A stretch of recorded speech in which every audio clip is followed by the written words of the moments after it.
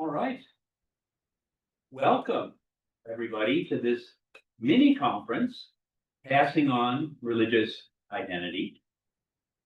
I'm Bill Barbieri.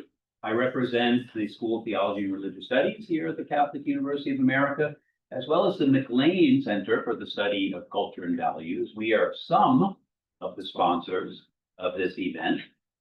We have a few more, and I want to start things off by welcoming my colleague to give us a bit of a welcome. She is Susan Timoney, who, in addition to being a colleague here, is the Associate Dean for Graduate Ministerial Studies, Director of the Certificate in Pastoral Ministry, and Director of the Doctor of Ministry program here at Catholic University. Thank you. Good afternoon, everyone. It's a pleasure to welcome you here on behalf of Provost Aaron Dominguez, who is traveling back from Rome, where he was for the funeral of Pope Francis, and the Dean of the School of Theology and Religious Studies, Joe Capizzi, who's also traveling on university business. It's my privilege to welcome you to the School of Theology and Religious Studies. We have a beautiful day at what I think is the most beautiful time of year on campus, so I hope you get a chance to walk around campus while you're here this afternoon. This chapel room is the heart of what we do in the School of Theology and Religious Studies. We gather here for faculty meetings, for special lectures, for doctoral defenses, and celebrations of many sorts. So to be in this room today, this week, seems particularly fortuitous to me. As you know, we're giving thanks for the papacy of Pope Francis. We're thinking about his legacy, thinking about his teaching over the time of his papacy. And in 2020, in his encyclical Fratelli Tutti, he mentioned his desire to gather people, to invite people to reflect on the gift of fraternity and friendship for the nurturing of a single human family. And so it seems that's exactly what we're doing here today. In fraternity and in friendship, we're going to reflect on the transmission of the faith. And so I look forward to that experience with all of you this afternoon, and look forward to how our conversation is going to unfold. So welcome. Thank you.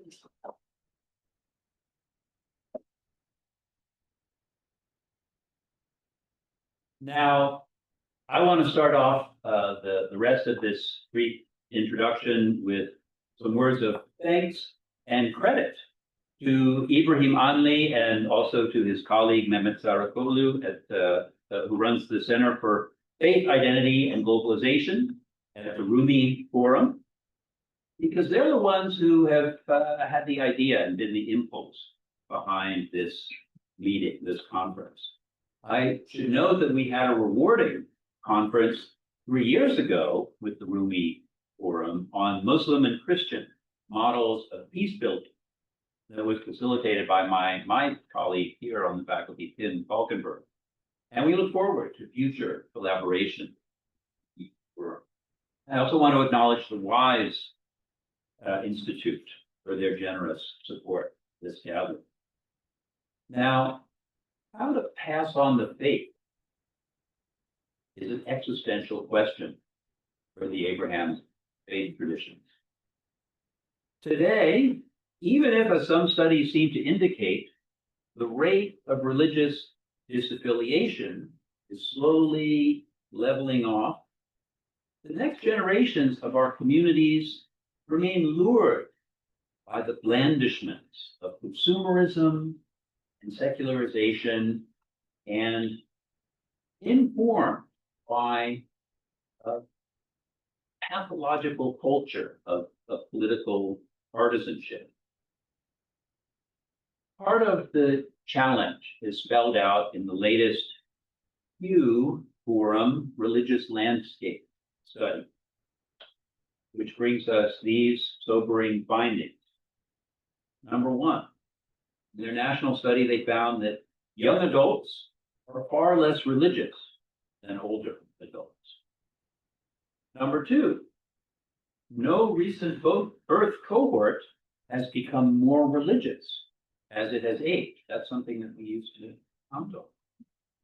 Number three, what they call the stickiness of a religious upbringing seems to be declining. Compared with older people, fewer young adults who had a highly religious upbringing are still highly religious as adults. And lastly, the stickiness of a non-religious upbringing seems to be rising.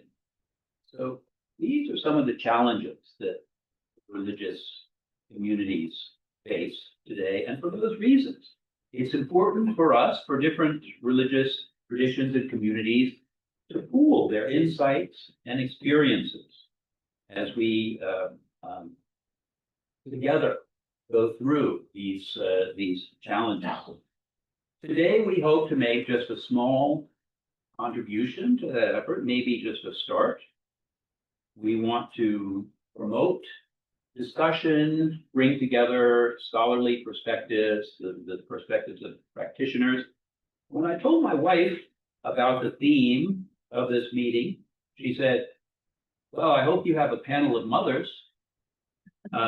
Now, we don't this time, but maybe next time around we will, and what I hope will become a wonderful effort. In any event, there are no strict boundaries between the scholars and practitioners that we've invited today. And part of the purpose of this gathering is also to promote informal discussion and networking, beginning with the lunch that we will share in a moment. I also wanted to add a few words at this particular time about the legacy of Pope Francis, who was a person who touched people of many faiths. I was myself touched by the outpouring of condolences and support from people from different faith traditions who found his witness inspirational.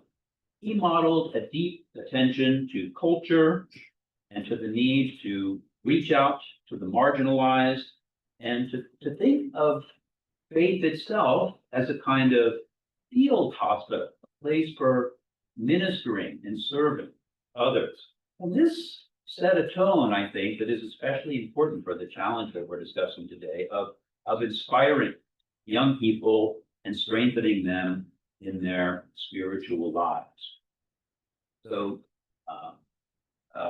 we will think of his presence in the background of this effort. Now, let me just say a couple of words about the program for today. We have an initial session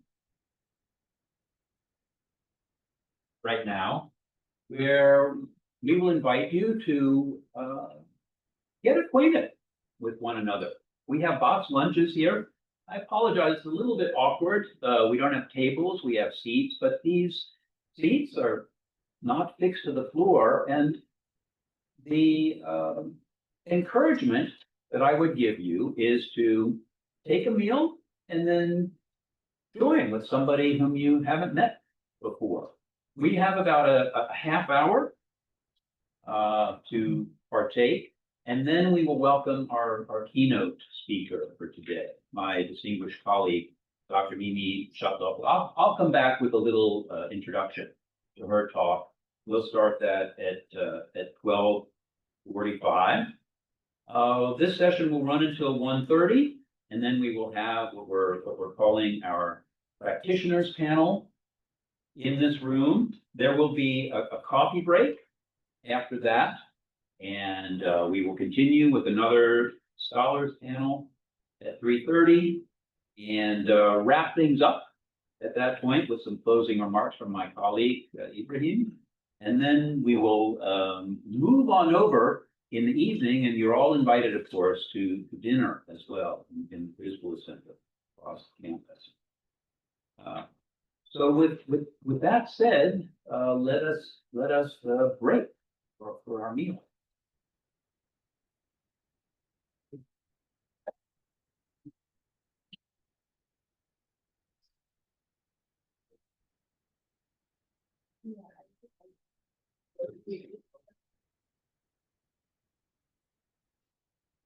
You might play Ruby. Well, I have an interfaith.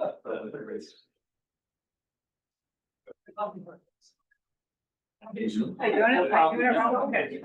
What's that? Okay.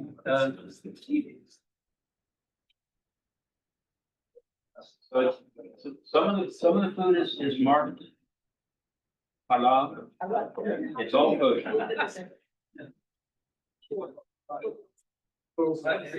How are you? Of course. Yeah. And on our staff meeting. Yeah. Yes. How about you?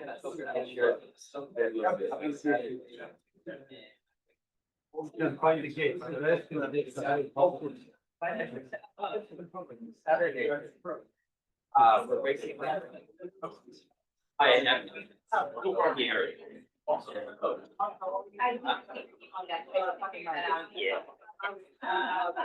Yeah. No law.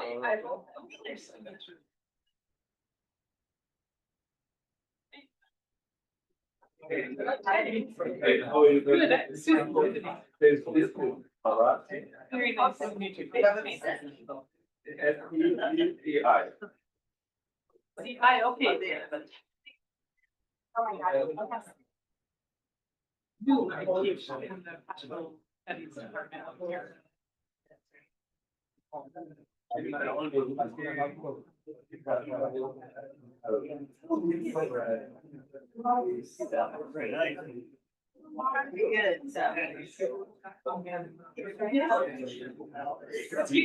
That's very true. Yeah, do you want to get in line for some? Once you've picked up a meal, and I hope that, I believe they're clearly marked, they're all kosher meals, and I think some of them are halal. I'm just gonna offer a brief interfaith prayer. Last summer.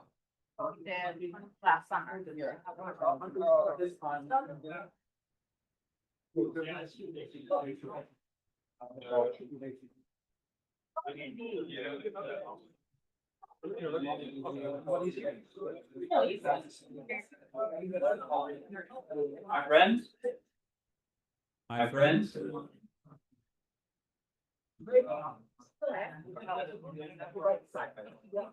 As we gather for this shared meal, let each acknowledge in her or his own way that we stand always before the mysterious source of existence. Religious traditions of listening to how this mysterious source addresses us, of inquiring into it, of discerning how it discloses itself to us, of responding to it, are different. For some, not all, the mysterious source is known as the divine thou. We can respect our differences even as we stand here together before the mystery itself, each informed by her or his tradition. We can each acknowledge gratitude and thanksgiving for the miracle of existence. Let us each do so. This mystery humbles us, yet holds us up. It founds our inviolable freedom and dignity, yet calls us to comprehensive caring, always for the next generation. Let each acknowledge that in the strange givenness of his or her own existence before this mystery, there is also our profound interdependence. Let each acknowledge that in this mystery's beckoning of us, it summons us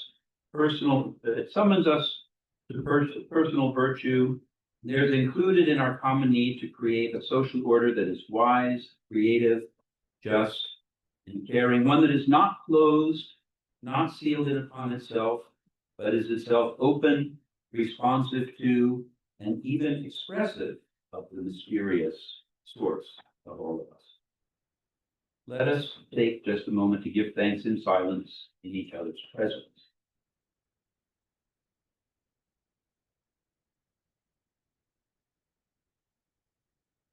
Thank you, and bon appetit.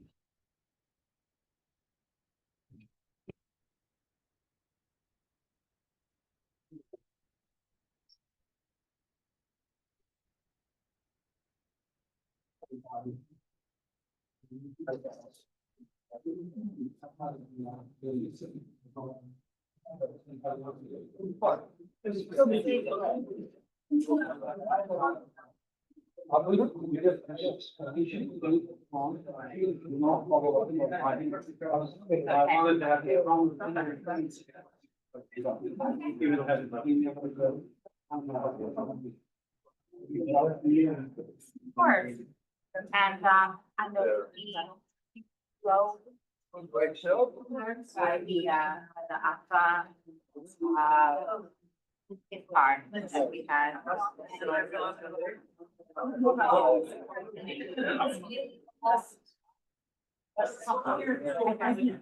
No ceremony, you know, what to expect, but that's the very.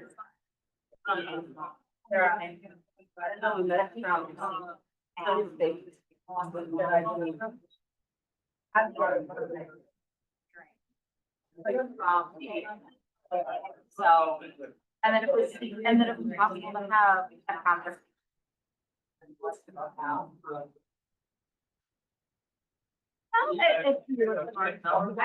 I can.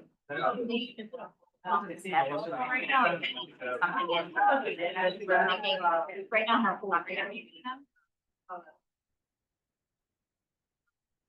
very fair.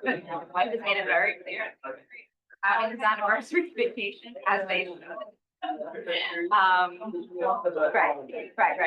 So it's around during summer. So really, and also when he told me and Here, I.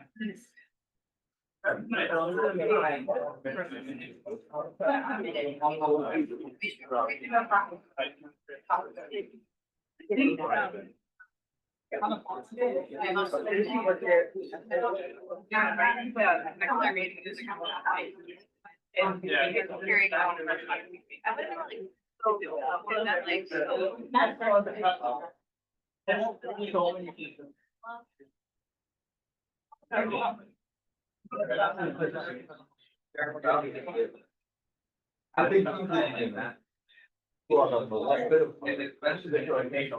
Right, absolutely. Yeah, it's certainly not a primary. Yeah, right, yeah. Yeah, no, fair enough.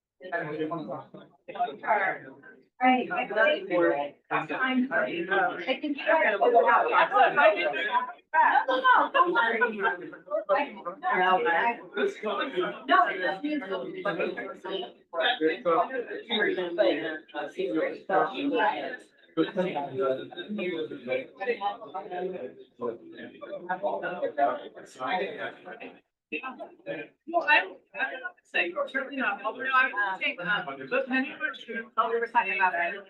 I've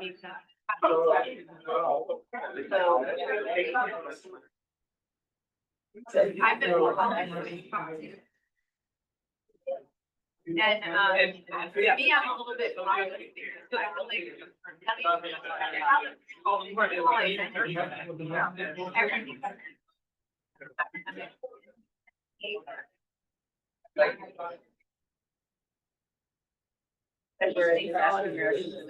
Like, have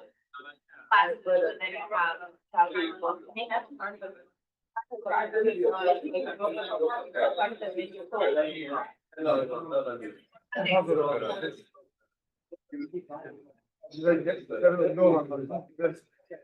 then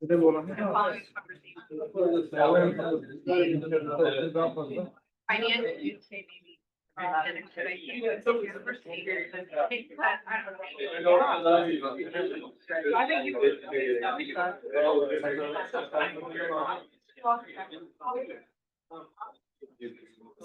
Oh, I know.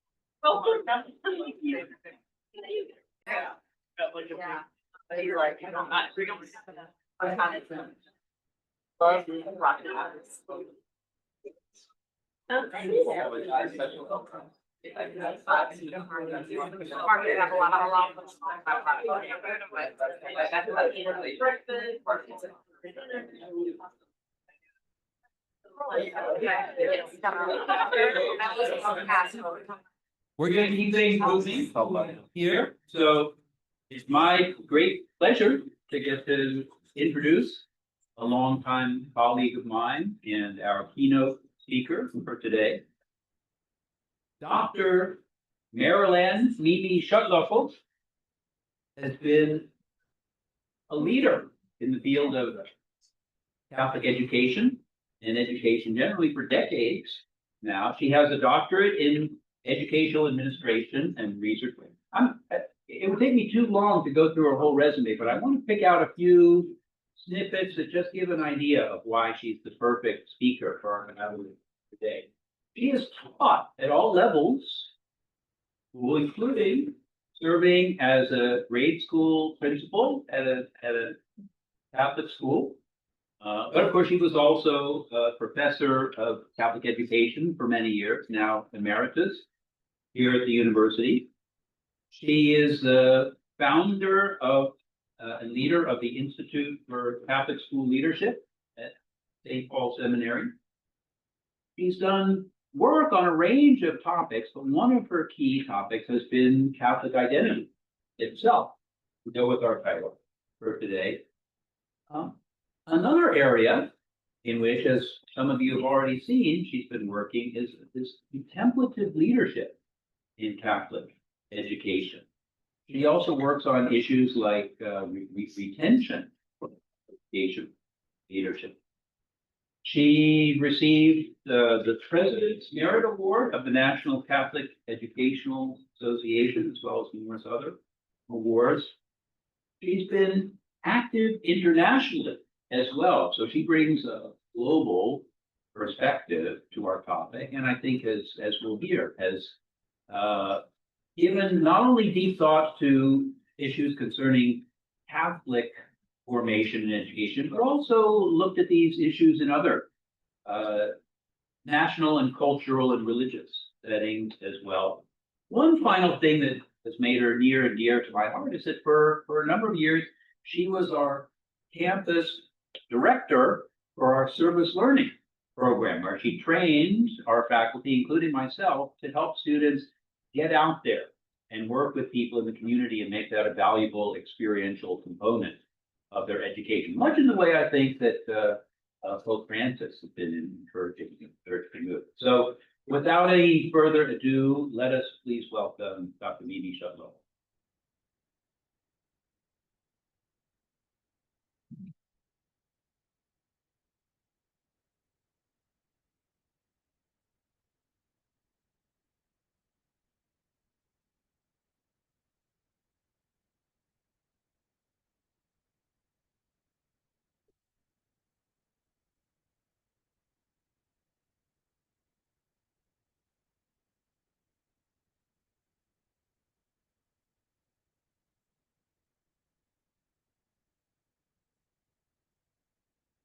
Thank you, Bill. Appreciate those kind words. Now, when you get to be my age, some of those long introductions are more a sign of your age than. It's a pleasure for me to be with you this afternoon to speak on passing on religious identity. This conference brings together groups that I'm proud to be associated with. Certainly, my many years as a professor here in the Department of Education and the Rumi Forum Center for Faith, Identity, and Globalization. My presentation will begin with a short explanation of contemplative leadership, what Professor passes up the chance to plug themselves, and how it contributes to our discussion of the relationship between identity and culture. Then I'll follow with some comments from research on contemporary culture and youth. And finally, some recommendations to address the challenges regarding passing on religious identity. For the past 25 years, I have explored the relationship between religious identity and national culture. And as you might imagine, national culture has been influenced by the internet and global communication. International businesses have had a great influence on culture, making it harder for a national culture to distinguish itself. So let's begin with a brief introduction to contemplative leadership. This is a diagram of the research that informed my contemplative leadership model. In red are the elements of Sir Giovanni's leadership schema. In yellow, the elements of Van Manen's reflection model. And in blue are the elements of Nash's definition of character. I'm sharing this diagram at the beginning of my presentation because the various pieces have relevance as we move along. Let me give you a little background. The reflective model of teaching was a reactionary model. During the 1980s, there was an emphasis on prescriptive teaching practice, what I'd call cookbook teaching. A certain situation, A, was met with response A. A different situation, and the teacher was supposed to use response B. There was a backlash to this approach entitled reflective teaching. The reflective model stated that a teacher's thinking about a situation determined the response, not a rote response. In fact, the faculty here at CUA were instrumental in this rebuttal of prescriptive teaching. The reflective model relies on a process that encourages a teacher to think about their own thinking before, during, and after their lesson, and then making appropriate modifications. From these efforts in teacher education came a movement toward reflective practice within leadership programs. And Sir Giovanni was one of those researchers. He was of interest to my work because he included values and beliefs. In my own graduate studies, I participated in an administration program that encouraged the use of a reflective model. But when I became a Catholic school principal, my own leadership experiences made me recognize that my reflection about my Catholic school did not completely fit the reflective model that I was taught.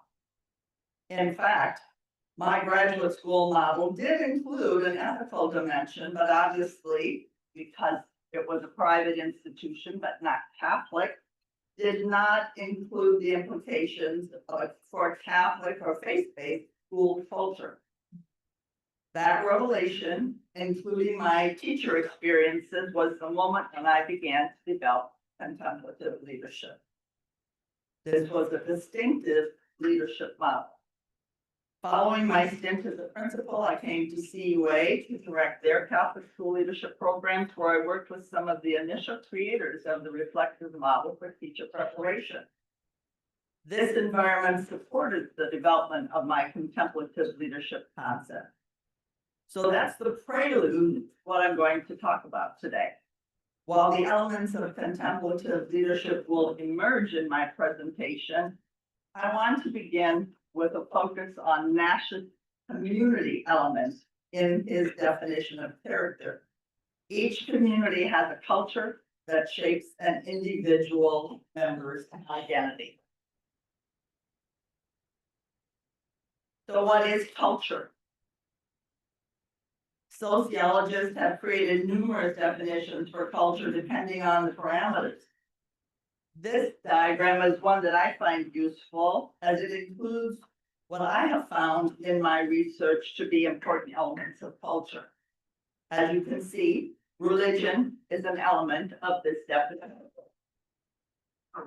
Second, two. Take a look at that.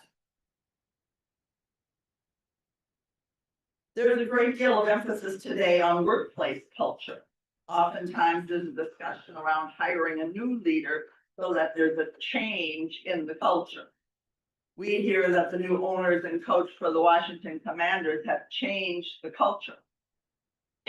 This organizational culture is a narrower definition than the one I use to include religion. Though some might argue that workplace culture does include values and beliefs, particularly about teamwork. Oh, what perfect timing for him to arrive, because I'm going to talk about the Netherlands. Since 1998, I have worked with Dutch colleagues at the University of Nijmegen in the Netherlands.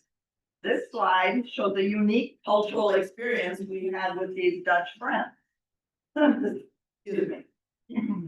The scene here. They say the pollen's high every day.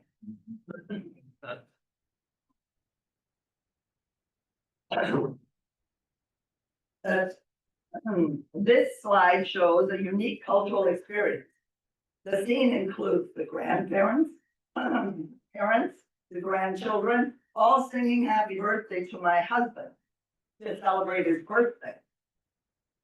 What's most interesting in this scene, culturally speaking, aside from the joy of the 3-year-old grandson participating, is that my husband is standing on their living room coffee table. We learned that this is a Dutch custom for the birthday person to stand on the coffee table and be acknowledged in song. Needless to say, my husband was a little hesitant, but they assured him that the table could handle him. The reason I use this example is because it was a uniquely Dutch experience. Anybody else here, Pim excluded, has ever celebrated the birthday this way? I didn't think so.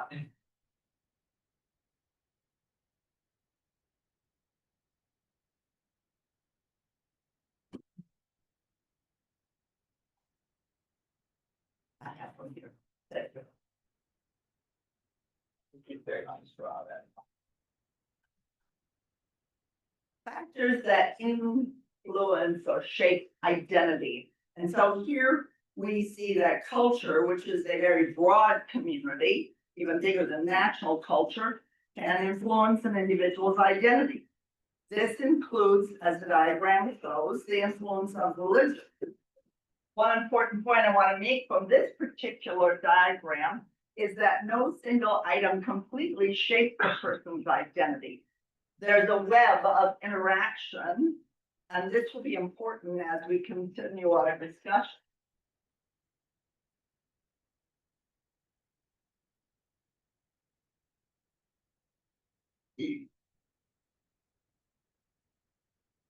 Using Nash's definition of character, character is a demonstration of virtue, shape. I apologize for this. Too many hours spent practicing. What can I say? Using Nash's definition, character is a demonstration of virtue shaped by communities and can be identified as integrated into religious idea within one's life story. So for Nash, each of us have a life story, and all those factors are pouring into who we are. We often say that culture is like the air we breathe. we don't think about it. For me, over the years of studying national culture and Catholic schooling abroad, I've learned more about my own culture.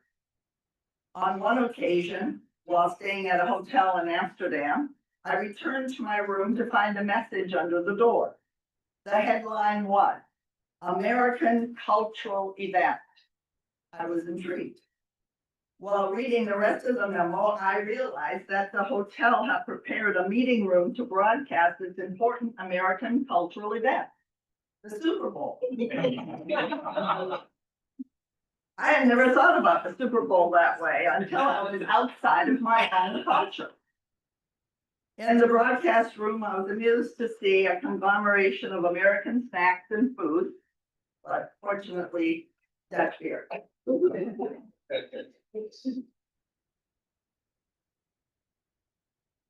Where does a youngster's identity come from? Our identity is shaped by the cultural identities, as we have already seen, national culture, but here are some others beyond the family. You have your extended family, aunts, uncles, grandparents. You have the school, your parish, synagogue, Vermont, clubs, teams, bands, and studios, and on and on and on with all the activities youngsters have. As I mentioned, the national culture and the global culture.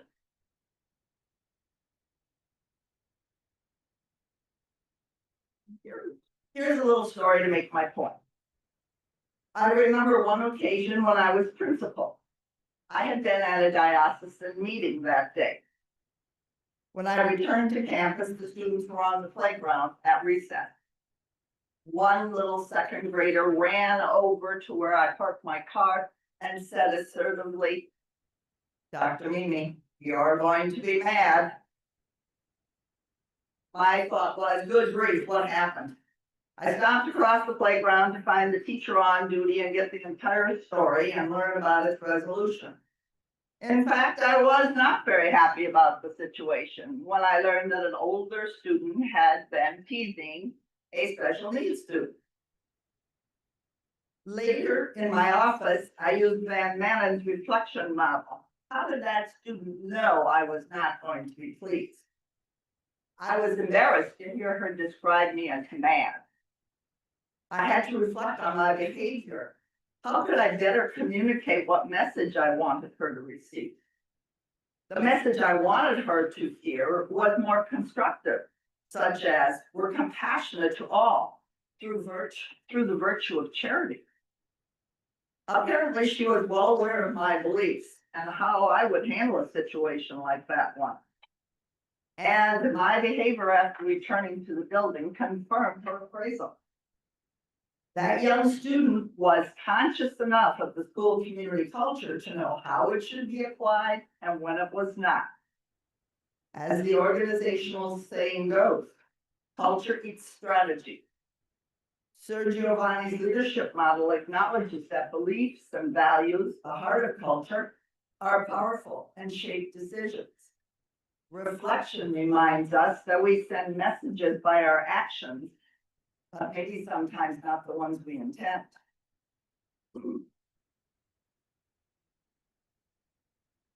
I'll let you study this list for a moment and see if anyone can make a comment about what they know about that list.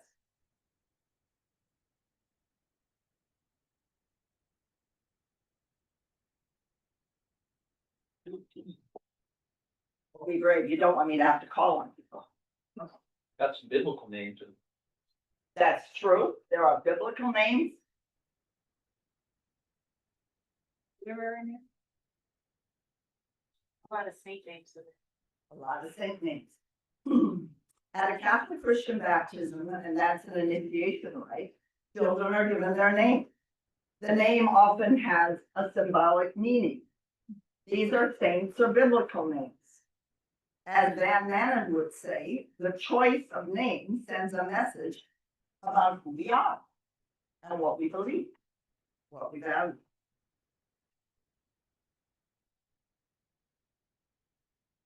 I've read that during the Patriot football team's winning era, untold numbers of boys were named either Tom or Brady.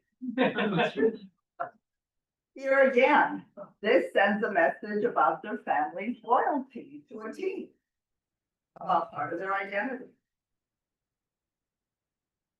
So family culture shapes identity, and you're all going to think I'm obsessed with football, but you know. Here's another example of identity formation in our family community. I was born and raised in Minnesota. Any other Minnesotans here? All right. When you are a Minnesota Vikings fan living in the DMV, you typically go to a sports restaurant or bar to see the ball. On one occasion, the hostess asked our littlest grandson what TV we should be seated by. And he replied, the purple guys. He was outraged when she took us to the Ravens broadcast. These grandchildren have never lived in Minnesota, nor have their parents. Now, the obvious question for our session today is, how do we transmit that kind of allegiance to our religion that we've managed to pass on with the football team?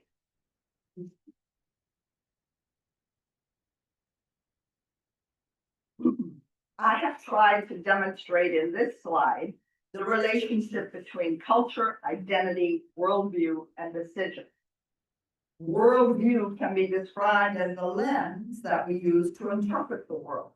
It relates to Sir Giovanni's mind state and then an interpretation of the world. And it says, what's normal to me? An old organizational research slogan is the way we do things around here. The lens is colored by our identity and impacts the decisions we make. Depending on how you perceive the world, helps you decide what you're going to do. Here's an example. During my many trips abroad, oftentimes my husband would accompany me. In the early years before the iPhone, he would take his camera, take many photos, and then when we returned home, he would have pictures printed, he'd make an album, and many times his coworkers asked to see photos of where he had been. When they would look at the album, many times their reaction would be, you sure visit a lot of churches. The decision about where we would spend our time and which photos we printed conveyed a message, as Van Manen would say, about our priorities. For our worldview, visiting churches seemed perfectly normal. At this point, I want to switch gears and present some of the research on religion in young adults. Bill didn't steal it all. Have to give us a hard time. Christian Smith is a well-known researcher about religion, and here are 3 samples of his work from 2009, 2011, and 2020. His early research, Souls in Transition, reveals 6 types of young adults. First, the committed traditionalists. These young adults are very dogmatic and orthodox, about 15% of the survey members. Selective adherents. These young adults choose what religious beliefs they follow and freely reject other beliefs while remaining attached to their religion, about 30%. In our world, we refer to them as cafeteria Catholics. The spiritually open. This group is often referred to as willing to consider a spiritual dimension in their lives. They may explore an organized religion, but they do not need to attach themselves, about 15%. The religiously indifferent. This group fails to see what religion offers in the modern world. You might say they are not for or against religion, they don't see the point, about 25%. Religiously disconnected. This group was likely raised in homes with no emphasis on religion. In this study, it was a very small group, only 5%. And finally, the irreligious. essentially see no point, and some might even be hostile and see religion as a tool for division and hatred. About 10%.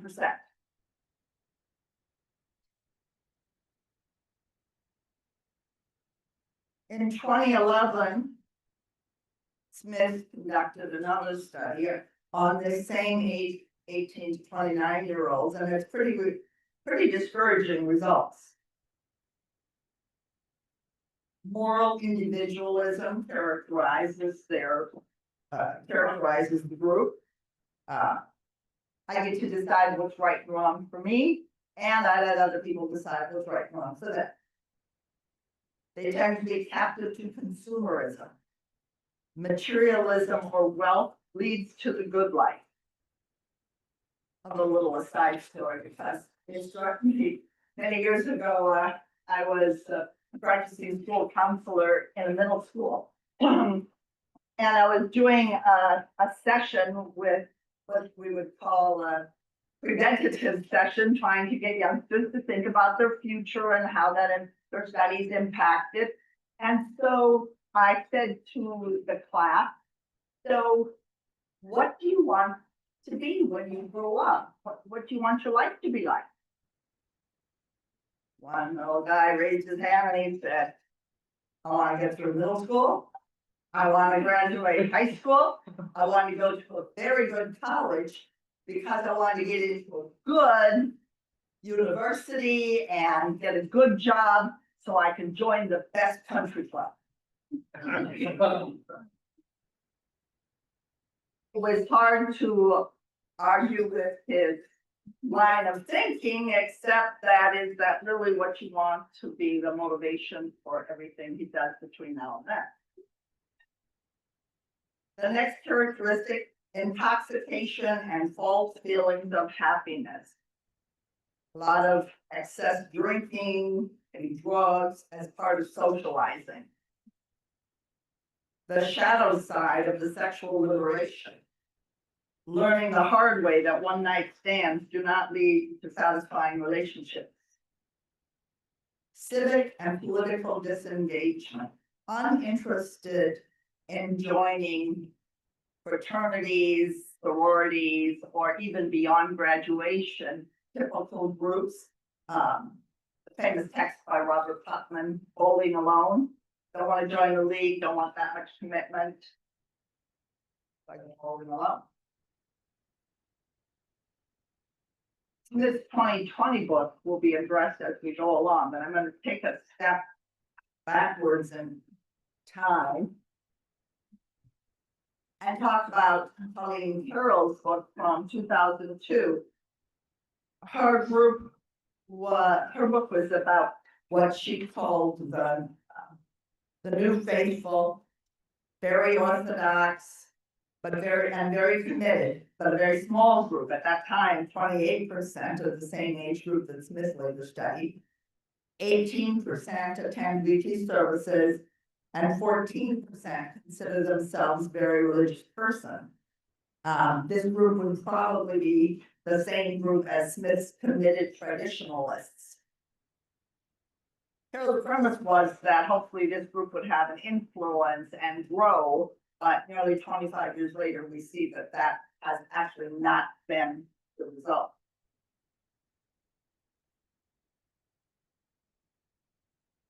I want to include the research text edited by English scholar John Sullivan. I had contributed to this book, just a little plug, but another author, Ralph Gower, a Methodist clergyman and educator, wrote a chapter that I find particularly insightful to our topic today. He writes about the challenges of post-modernity regarding youngsters. And he studied an even younger age group, 11 to 14-year-olds. And he talks about how postmodernism impacts this pervasive culture, impacts these youngsters. As postmodernism rejects absolutism and authoritative worldviews of the past, postmodernism rejects the rules that guided the past. Postmodernism's focus is on the oppression people suffered in the past. A strong critique of capitalism, and postmodernism rejects organized religion. Gower's youngsters demonstrated a profound skepticism of religion. And he had open-ended questions. And their biggest complaint was, nobody will answer our questions. We have questions, but nobody will answer them. And so he brought together religious educators and clergymen. And they couldn't answer the questions that these youngsters had raised.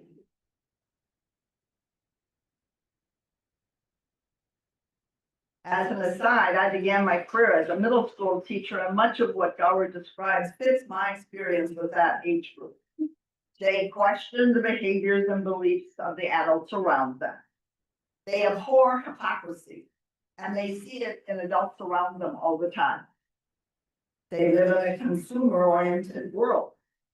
The production of goods that cannot be repaired, but must be replaced with the latest and greatest. Gower was so shaken by what we would call the preteens' responses, particularly questions raised in their open-ended responses, and the results of his visit with the clergymen and religious educators, that he went on to say, if these religious leaders cannot answer questions, these teenagers will find the meaning of life elsewhere. A sobering thought.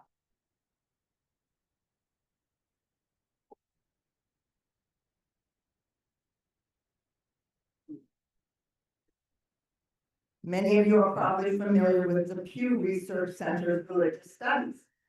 Recently, they released the results of their religious landscape study.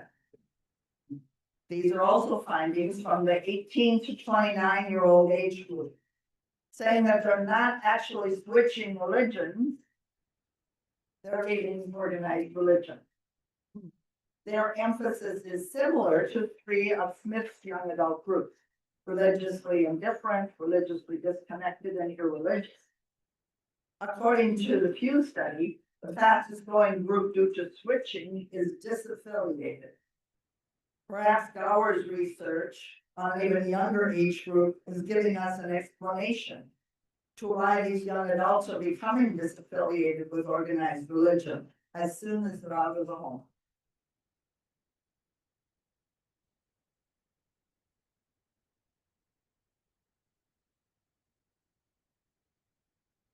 Keeping up, you see that.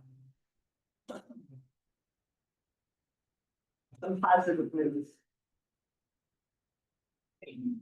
Smith's 2020 book. The findings in this research speaks to the very important role the parents play in transmitting religious identity. The more a child experiences religious practice growing up, the more likely they will practice their religion as an adult. Findings also point to the importance of a supportive faith community, and I would certainly include faith-based schools as one of those kind of communities. And if you're curious, the photos are of my first communion and my granddaughter's first communion.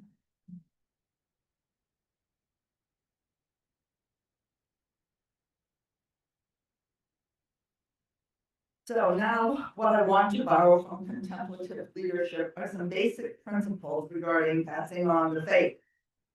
There must be coherence between beliefs and virtuous actions. Do youngsters see virtuous actions by their parents as drivers on the beltway? When I see youngsters dropped off at church and their parents go off breakfast instead of attending mass, I can nearly predict how the story is going to end.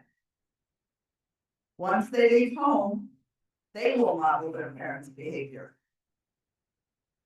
Coherence between beliefs and messages sent. Implicit behaviors, offhand comments, and messages, and youngsters are paying attention. When I was a principal, I would tell my teachers that it's useless to tell students to be respectful if they hear their teachers making snide remarks about students other teachers or parents. Coherence between community beliefs and decisions. Each of us makes hundreds of decisions each day, and they either grow our faith or deter its development. We're on a journey, hopefully toward heaven, and our decisions tell the route we take. Our children and grandchildren are watching. And with this in mind, I have some broad recommendations.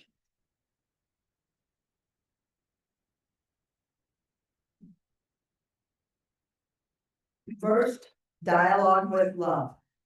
Listen to the questions. Resist the temptation to tell the disaffiliated or questioning how wrong they are. The goal is to keep the conversation going and the door always open. As our beloved Pope Francis said, accompany a person where they are. Converse openly about how faith plays a role in your life's decision-making. Explain how your religious identity impacts how you've dealt with serious dilemmas. Religious identity needs to become more real for young people and less abstract. Be a good example, but when you fail, what we would call sin, admit it. And do your penance by sharing with your children what you've learned. You might save them some of life's mistakes. Next, provide opportunities to socialize with believer peers. Send children to a faith-based school or religious education class. Ask them about what their friends believe about moral questions. Have these discussions. Next, witness what you believe. A cultural outcome of the contemplative leadership model is what I term the faith internship community. This requires everyone, teachers, parents, benefactors, to be a witness of their faith. As the saying goes, share the faith, and if you must, use words. And of course, prayer is always appropriate. As people of faith, we pray. We pray with our family and for our family. There's a Catholic expression, go back into the 50s, the family that prays together stays together. So I thank you for your kind attention. I'm happy to hear any questions or comments.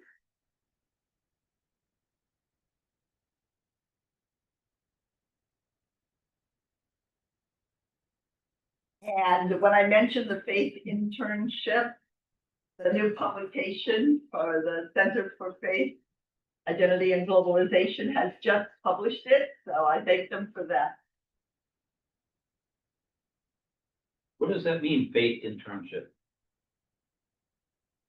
Okay.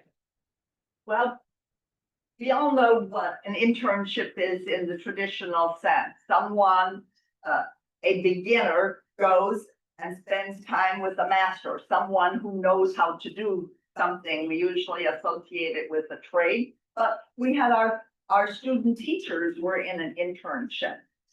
It's where you are supposed to learn what you need to know to experience it, beyond even having the knowledge, but to experience it. So when I talk about a faith internship community, I'm talking in the Catholic school context of everyone within that community buying into the idea that we are all witnesses to the faith. Our youngsters are learning from all of us all the time about the faith.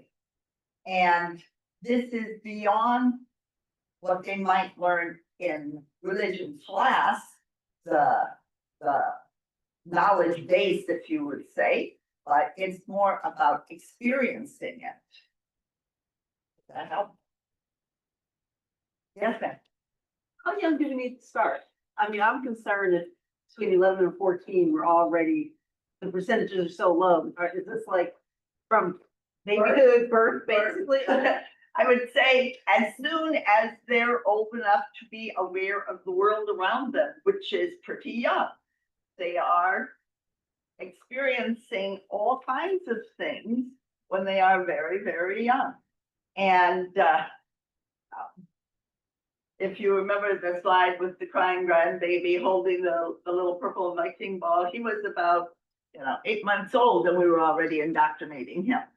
So I would say as soon as, if you wait until they're older, in many cases, they've already formed in their mind what they think is going on. And I won't say it's too late, but you certainly want to shape that environment as early as you can. Thanks for that. I'd be curious to know if any of this resonates with people. Yes. I mean, the last section, the important role of the parents. I think it's kind of classic in a way, even before, a long time ago, we kind of knew the importance of parents. But what is new in this research? I think there was a period of time where, this might be too harsh, but parents sort of abdicated their role. They're like, oh, all they listen to are their peers, and their peers are their biggest influence, and they don't really care what I'm saying or doing as a parent. And the truth is, that's not true. They are maybe not saying, oh, Mom, I agree with everything you say. You're a genius. I'm going to do everything you tell me. That may not be the typical 15-year-old's reaction, but they are listening and they're filing that away, how you handled that situation. And hopefully as they become more mature, they will call upon that. Yes, sir. Thank you, Dean Timoney. Would you suggest that restraint or curtailing access to social media could be an important factor in keeping the bond between parents and the children stronger for this type of faith identity to take root? Oh, I think there's so much evidence that social media is causing harm in many ways to youngsters, just their whole socialization process. My husband and I were out to dinner not long ago, and we both just shook our heads. And at another table, there was a mom and dad and their two kids, clearly at least 14, maybe like 14 and 16. And all four of them were on their phones, all four of them. And we joked to each other. We said, oh, they're texting each other. Because the skill of socializing as a family has been co-opted in many ways by the phone. And we all know that a lot of what's on the internet or on social media is not particularly good influence. And so I think that has to have some parameters. And I think too, I'm going to add, too, parents need to be bold enough to say, I see you look at a lot of this kind of social media. What do you find attractive about that? Why do you think that's true? Do you think that's real with all of the people you know?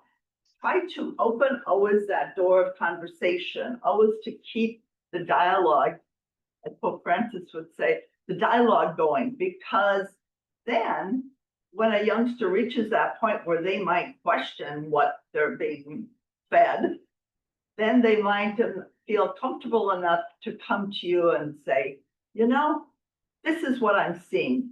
What do you think about that? But that's the tricky part, is to try to keep the engagement with them possible. And that's why it's important to start very young. The old parental expression, my way or the highway. Well, what we're seeing is a lot of them are taking the highway. They're leaving. And we have to be willing to say, I don't agree with what you're thinking. This is how I came to what I'm believing. Why don't you explain to me how you came to what you're believing? And if they say, well, Jane and Sue and Billy all told me that's what I should believe, really, you're going to let them tell you what to do all the time? Yes, ma'am. Thank you for your comments. I think even more than what you just said, I wonder how many people in this audience have actually played Fortnite with their teenager, or been on Roblox, or actually, taken on an avatar. I mean, I think I have so many friends whose children are playing these video games, but, oh no, I think they're playing Fortnite. I don't get on that. I don't watch it. So I wonder, I think as adults, we need to be more engaged, children that are doing these things, not only to understand it, but to maybe have fun with it and to learn from it. And anyway, but my question, sorry about that. No, I think your comment's well placed, that we have to be aware of the world they're living in. Yes, exactly. But your use of the word indoctrination, I'm worried about that. Yeah. And As soon as I said it, I was worried about it. I understand. I said it, I was worried about it. no, I'm not. But my question is, we really want to indoctrinate our children, or do we want to just share our values and make sure that that's communicated? Because for me, since I'm not, I'm not of any faith at this point, and I think that indoctrination will not resonate with kids. Right. So You're right. Indoctrination is part of what they're rejecting from postmodernism. Yeah. And I think outside of the realm of football and sports, where I have some particularly strong feelings, I would say it's not the best of approach theologically or in the witness of faith, because it's, first of all, you're asking someone.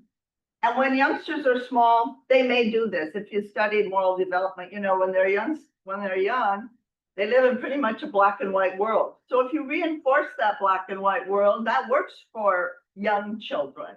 You're either good or you're bad, you're in or you're out. But as they get, as we can see, into preteen, they start to recognize the world is more complicated than that. That there's a lot of situations that are not so clear. And that's the opportunity then to work through with them why you make the decisions you make. What about virtuous living do you find important? What is it about that that's better than the alternative? And I think there again, it's that line of communication, because if you don't recognize that your children have kind of moved beyond do it because I said so, that you're missing, then it's hard to rewind and go back to that moment. I think Bill would like to get back on schedule. No, it's all good. It's all good. Victorious. I mean, you've done a wonderful job teeing up the topic for us today, and we'll continue with it in the next couple of panels, and you'll be part of the conversation as we move on. Let's break for just a couple of minutes, a bathroom break or what have you, and we'll push a little bit into the coffee break, but let's we'll start the next panel in 5 minutes. Okay. Bill, you want to sleep right after? What is the latest on this hallway? Keep it moving. It goes all the way down to hall and to the left. So just before the double doors, to your left, you'll see a little hallway. We didn't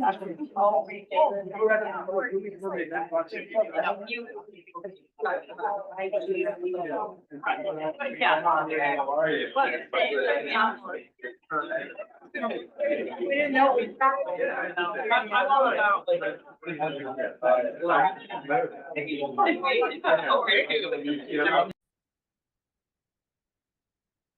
So today we are joined by one of our panelists is on the way, so she'll just join and as outlined here, she'll be the third speaker. We are joined by a panel of 3 speakers. Rabbi Avi Sharovsky, Director of Intergroup Relations at Jewish Community Relations Council of Greater Washington, and Dr. Susan Pimony from the School of Theology and Religious Studies at the Catholic University. And soon, Ayşe Telma Bahtici, the homeschool coordinator of core educational services is going to be with us. And we'll follow the order as outlined in the program. And I will ask each speaker to use a 15-minute window as they see fit to present their thoughts and observations and insights. And then we will open the room for an interactive part, questions, observations, and maybe objections or other insights. You can use the seats here or come up to the podium as you wish. We have the configuration ready for either way. So you want to speak from there, Rabbi Abi? I mean, as I said to Bill, I'm worried people aren't gonna see me over the podium, All right. so, And, all right. these are real challenges. Short people Over to you now. Thank you. Secret to Jewish continuity is humor. Actually, though. So thank you, Ibrahim. I'm so glad to be part of this panel. Jewish education it was part of my life like water. I didn't know that Jewish education and what it meant to have Jewish education and what that looked like. I never knew that it wasn't something that everyone just had. And I'll say more about that in a bit. But I want to start with the Dalai Lama. And there's a little bit of sort of mystery and anecdote and about what this anecdote actually said, what the situation actually was. But as the story goes, the Dalai Lama met with a group of rabbis and Jewish leaders and asked them, what's the secret to the Jewish community and how they've been able to sustain themselves while living in exile for thousands of years, since the destruction of the Holy Temple in Jerusalem in 70 CE and the diaspora and living as a diasporic people. And he was concerned about what was happening for his Tibetan people and what would happen as they lived in exile. And he asked Jewish practitioners, rabbis, teachers, experts, what's kept you going? And the key, they said, well, it wasn't just one thing, but the basis of it was education. And that the Jewish community had a commitment to education and a commitment to the experience of living a Jewish life and being Jewish, and what that meant to live not just as a religion, but to live as an ethno-religion. And that's something I will pull apart a little more as we go on. What does it mean when I say I'm Jewish? I don't just mean these are my religious practices. I mean, I'm Jewish. That's my religion. That's my identity. That's in some ways not in some ways, in all ways, my ethnicity, my people. And where does that come from? So let's go back to our core text, to the Torah, the 5 books of Moses. And in Deuteronomy chapter 6, verse 7, V'shinantam levanecha v'dibarta bam, v'shivtecha b'veitecha u'v'lechtecha b'derech, u'v'shachbecha u'v'kumecha.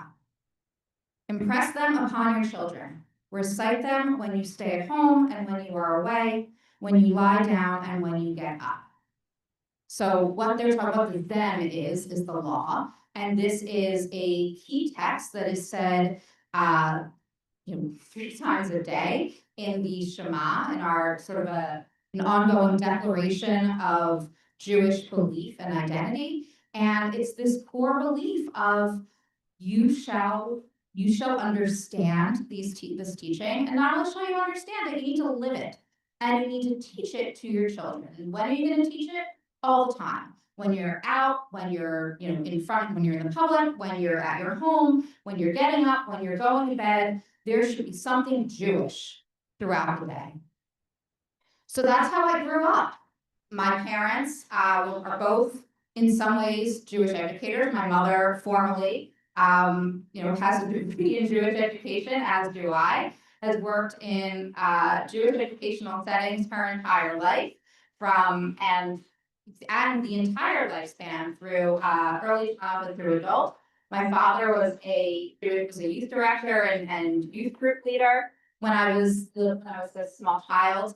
I talk about my first international youth, United Synagogue Youth, the conservative youth movement that I was part of. My first convention, international convention, was in Tampa in 1984 when I was 2 years old. Why? Because my parents were advisors, so I went with them. So I started experiencing, this is what Jewish teens do. This is what the Jewish community does. They get together and go to Disney World. Clearly, this is what we do. But I also knew that it was important to them. And even though how we believed and what we did wasn't necessarily textbook, did we have a traditional Shabbat dinner, Sabbath dinner every week? No. But did I know that it was Shabbat? Yes. Did I go to synagogue? Not every week. But were we members? Were we not only active members? I was there so often. I was like, well, no, I'll just go over to the synagogue. What's the big deal? I had that phone number memorized alongside my own. We lived about 2 blocks away. My father was an officer there. My mother was heavily involved. The synagogue was my second home. So what did that mean for me? Did that mean that I was necessarily going to grow up with a strong Jewish identity? Perhaps. I mean, I ended up a rabbi. I have 2 younger brothers. They are not rabbis. They observe and they live very different Jewish lives than I do. And yet, they do identify as Jewish. They don't follow the same rules. They don't observe holidays the same way. And yet, if you ask them, they will say, I'm Jewish and I'm proud of that. Because being Jewish for us and for so many Jews, it is beyond only adherence. It's about a lived peoplehood and lived experience. So I've been a teacher, in various ways of Jewish education for about 25-ish years. And what does that look like? It's been in after-school Hebrew schools. It's been in Jewish day camps, through Jewish overnight camps, programming, leading all sorts of different educational experiences. And some of them have been great, and others not so much. As I was saying to Mehmet before we started, there is really nothing like having to tell second graders early on a Sunday morning to sit down and behave and listen to you as you're trying to teach them Hebrew. They don't necessarily want to be there. I didn't necessarily want to be there early on a Sunday morning, but here we all were. We were all going to get this done. That's not a good way to approach education. And yet, it's one of the models that we have. Which brings me to the challenge. How do you have a promise of a Jewish future if there's this huge challenge of how we educate? So I started to talk about the supplementary schools, but I'm going to dial back a moment. There's an ongoing conversation, and I'm going to make an assumption that the scholar in the next panel will talk a little more about what all of these different education experiences are. But there's an ongoing conversation about what is the best form of Jewish education. What's the best bang for your buck? Because none of this is cheap. And I want to address that as an elephant in the room. It is not free to teach your kids religion. Yes, we can do one with this.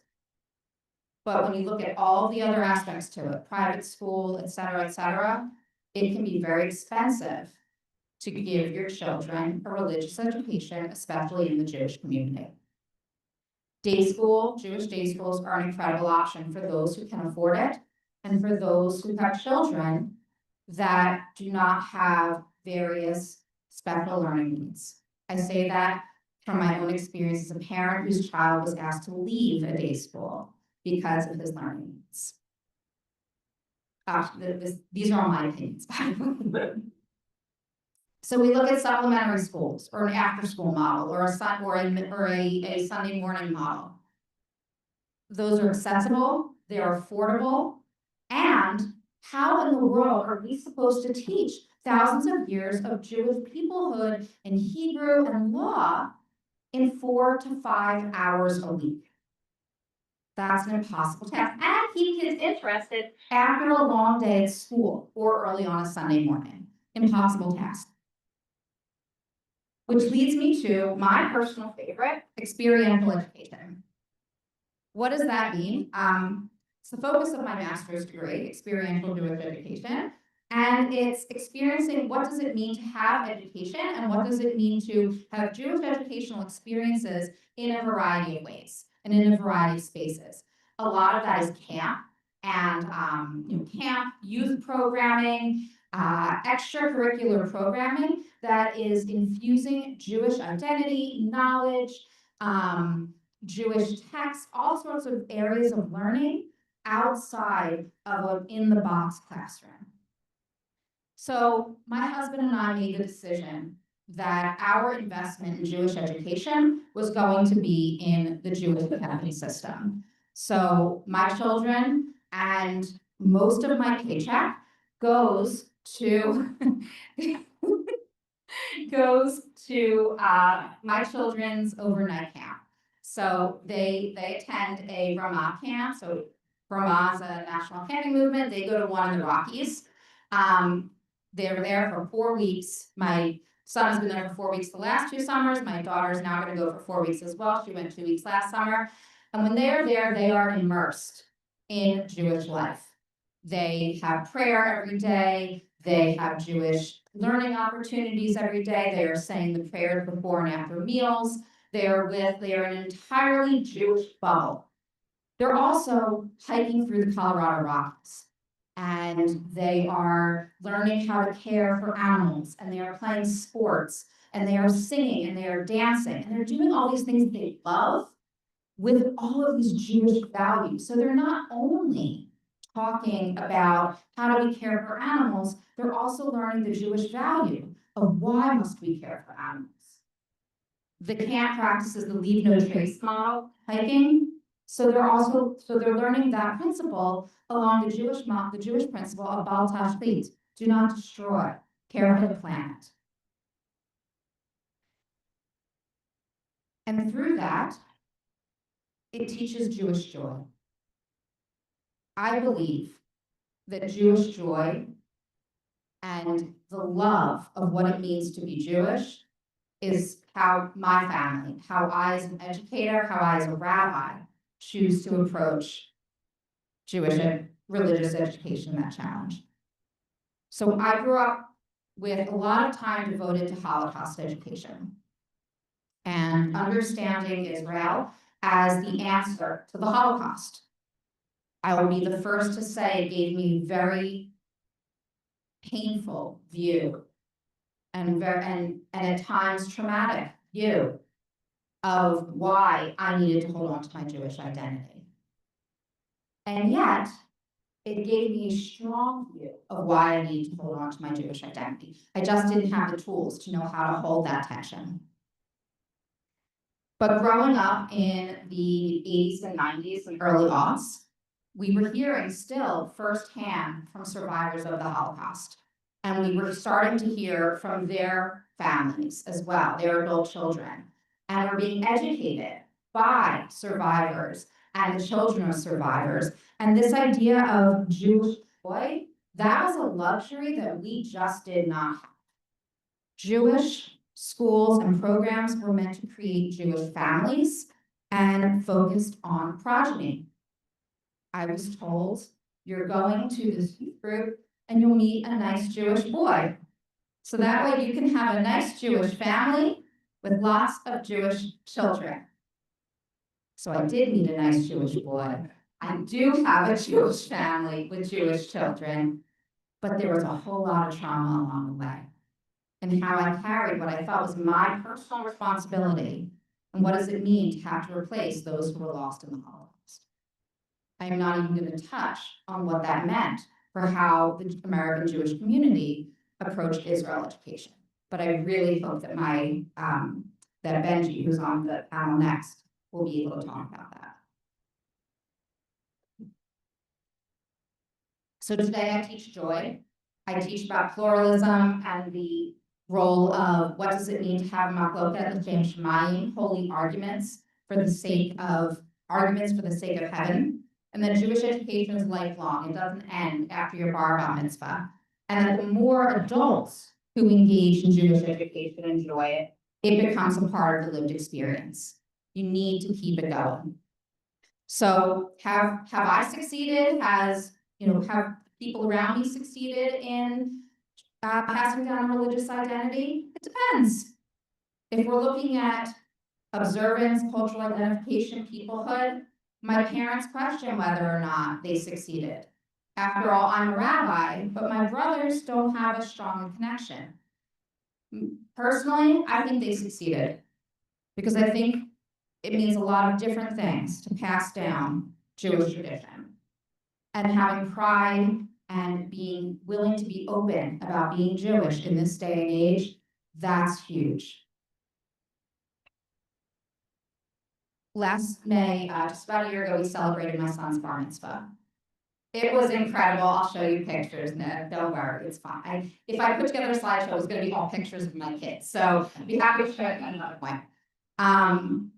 Knowing that happened, and knowing that my children want to ask questions, want to engage in an argument about Jewish things, want to go to camp, look forward to it, and refer to it as the place where they feel they can be their whole selves, I feel as though I've succeeded. And or at least I'm on the track to succeeding.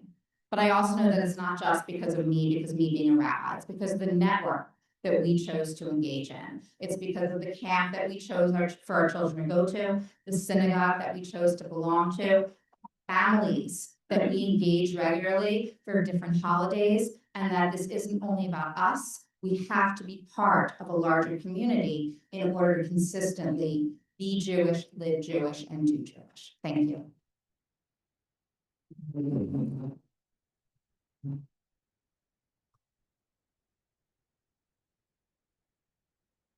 Thank you very much, Rabbi Adi.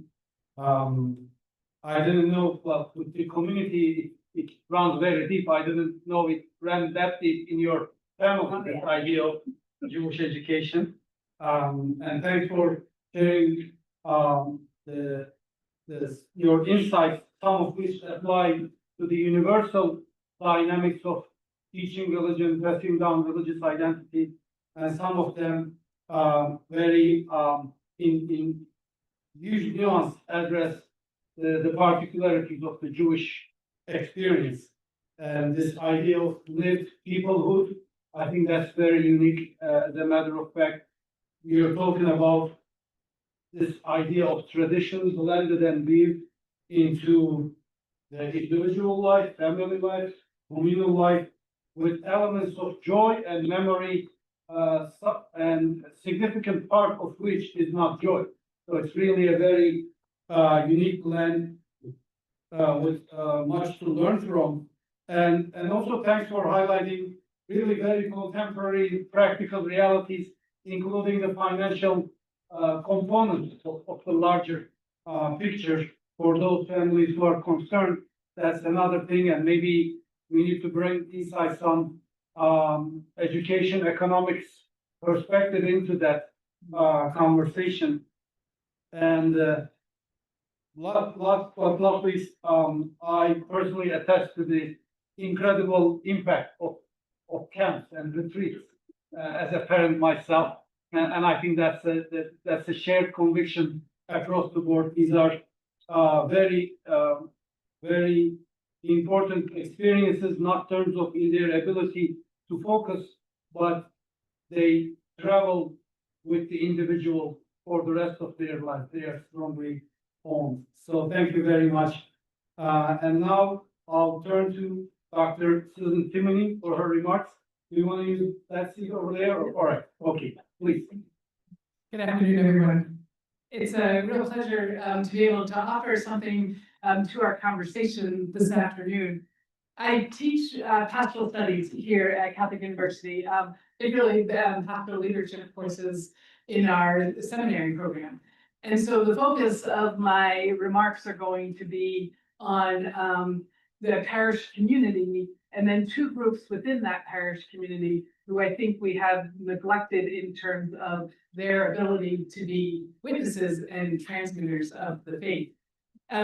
So I'd like to begin first by just putting some context into the way that we understand the role of the parish community. It's absolutely essential to the transmission of the faith. It's in the parish community, it's in the community that Pope Francis says those who believe come to see themselves in the light of the faith in which they profess. Christ is the mirror through which they find their own image. And when we think about the role of the parish community, we remember that the whole story of our faith is the story of the people who have transmitted it. So first and foremost, the apostles who learned it from Christ, the martyrs who bore it and continued to bear it, the saints who have lived it and continue to live and influence the community with their stories, with what they learned of who Christ is.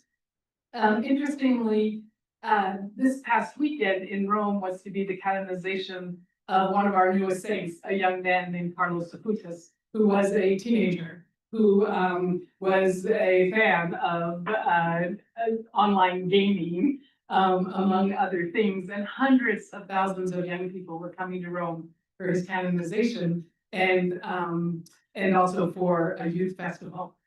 And so I can't help but think, in the mind of God, clearly they were meant to be there to experience the death and the burial of a pontiff.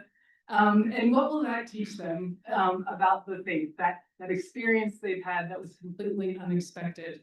But also the importance of the witness of those saints, that these hundreds of thousands of young people saw something of themselves in the story of Carlos.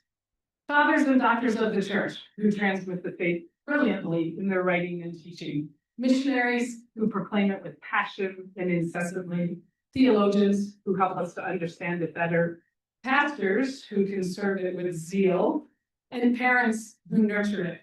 To that list of Pope Francis, I'd like to add families in a broader sense. We're going to talk specifically about the role of grandparents, I think parents and aunts and uncles and brothers and sisters are also key, right, to that transmission. As Abby talked about, she and her brother's experience. So if the whole church is responsible for catechesis, for the transmission of the faith, I would have to say that one of the challenges we face today in the Catholic community is that we've relied almost solely on the development of catechetical programs and classroom catechesis to transmit the faith. Though we do have a robust camping experience, which I hadn't thought about, so thank you for that. And that we've relied right on our ritual, on our intellectual formation, on our ritual, and on the classroom experience. But communities are shaped by dreams and memory and prayer. And so we're strong on the memory and prayer. I'm not so sure we're as strong on helping people to recognize in their dreams the place that faith plays. In addition, I think we've not adequately prepared our priests who serve as pastors to serve as the primary catechist in the parish. We've taught them how to manage catechetical programs, but not necessarily think about how to cast a vision for the transmission of the faith within this particular community at this particular time. How is this community shaped by its dreams, its memory, and its prayer? Who's responsible?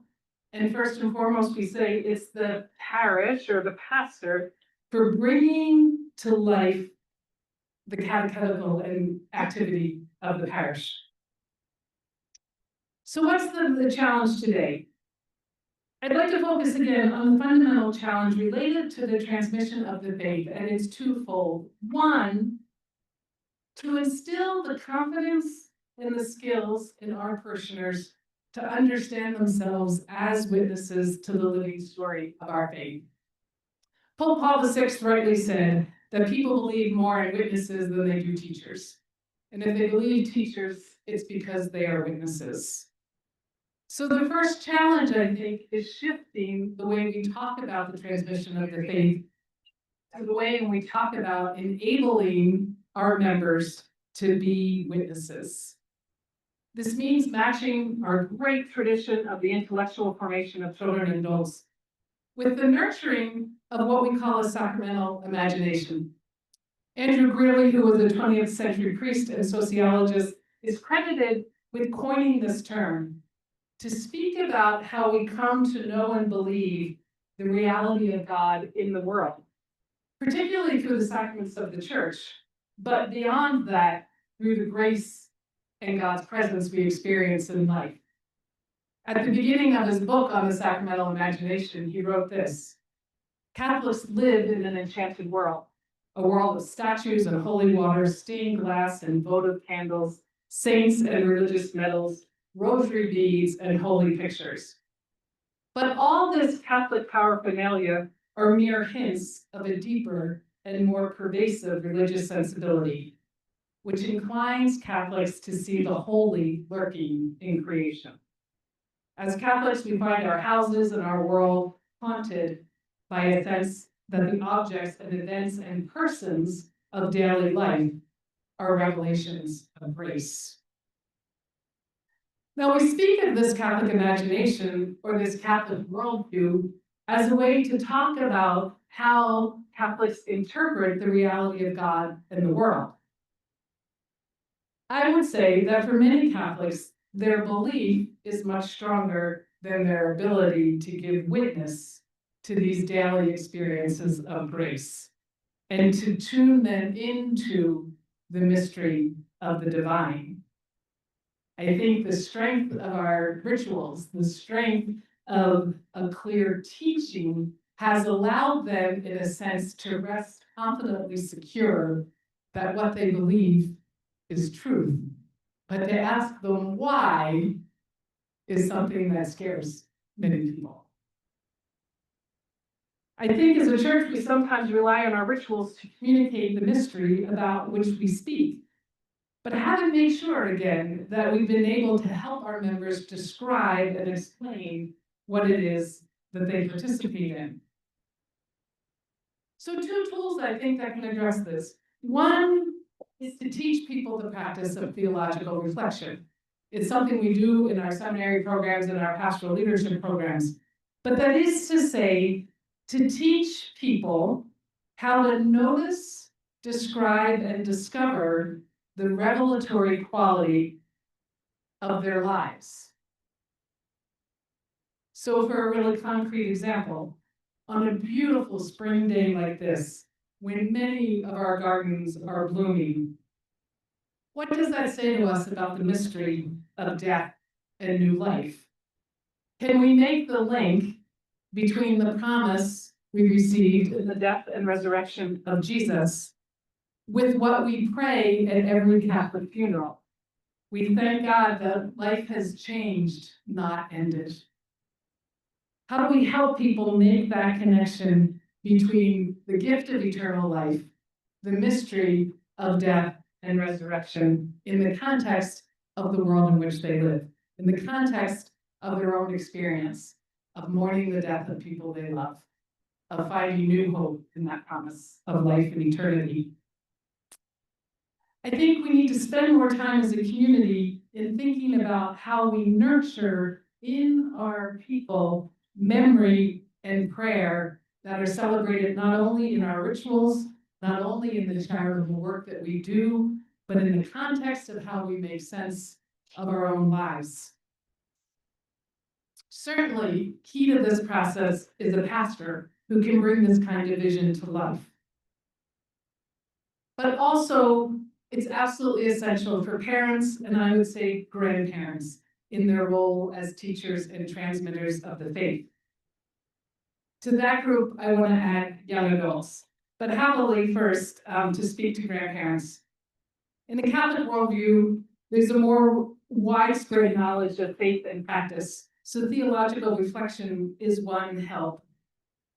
But there seems to be a very privileged place for our grandparents and for other senior members of our family. Pope Francis has offered the Church a golden opportunity. In 2021, he established the first World Day for Grandparents. And the focus of that day was to share with grandparents that the Lord was still calling them to work in the vineyard, that they had a role specifically in the transmission of the faith in two ways. It's the grandparents who are the first to preserve the roots of the faith in a family. And it's the grandparents' role, as we learn from scripture, to dream with young people, to dream dreams, and to see visions. In the Acts of the Apostles, in the next couple of weeks, we'll read, "It has come to pass in the last days," God says, "that I will pour out a portion of my spirit upon all flesh. Your sons and daughters shall prophesy, your young men shall see visions, your old men shall dream dreams." How do we invite our senior members of our community into an active process of dreaming, of sharing their memories, of leading us in prayer?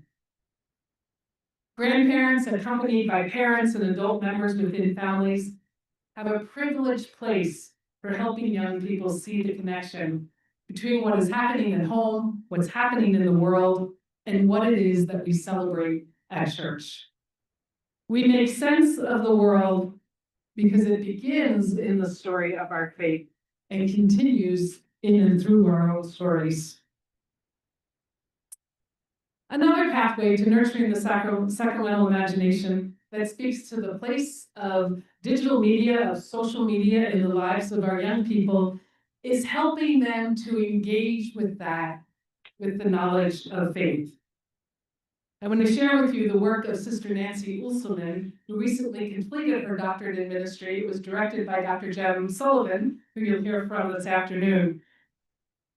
She created a new pedagogical model called media mindfulness, which she defines as teaching a media literacy of critical engagement through questioning and interpreting media messages through the lens of the gospel. In her project, she chose to work specifically with young adults. She worked with them over a 4-week period, looking at specific aspects of digital media, of social media in particular, and helping them to rethink it through the lens of their Catholic faith and through their relationship with Jesus. She writes, "Bringing a sacramental view to the media experience attunes people to the working of graces everywhere and helps us to make sense of our own experience." So just to give you a taste of how she did that, one model focused on social media and relationships. The meaning of friendships was discussed, the reality of digital relationships, both as opportunities and as challenges. And so she asked the participants 2 questions for reflection. In what ways is social media a reflection on the human person's need to seek communion with others? And the second question was, how can a sacramental life nourish one's friendship with God and with others? She said what she was so delighted to have found was it was a way to engage those young people in the difference between the superficiality of online relationships and the kind of relationships that lead to an experience of community and communion that can be found within a Catholic parish or a Catholic community. I think this idea, as Mimi mentioned earlier, of entering into the world of our young people to accompany them and to help them reflect is one opportunity and one bridge for being able to continue to transmit faith. I think if we know that we're living consciously out of a Catholic worldview, it helps people not simply engage in their own community more deeply, and not simply to engage out of a sense of duty or obligation, but rather to engage because it's the truest expression of who they are. It's the fullest expression of their relationship with God, who is Father, Son, and Holy Spirit within our tradition. It also helps them to see that one's own maturing in their own faith helps them to see that this is the act of a community. It's not a privatized experience. That they grow best in the faith when they're rooted in a community. And that they become disciples and missionary disciples because they recognize their responsibility, but more so their joy in being able to give testimony to the hope and joy they have found in and through a relationship with God and in and through active participation in a community. And so what I would like to say by a practical way is, as we rethink our catechetical programs, what we're rethinking is how we form people in this kind of imagination where they can see themselves as people who continue to build the community because they're people who continue to tell the story of salvation. Thank you.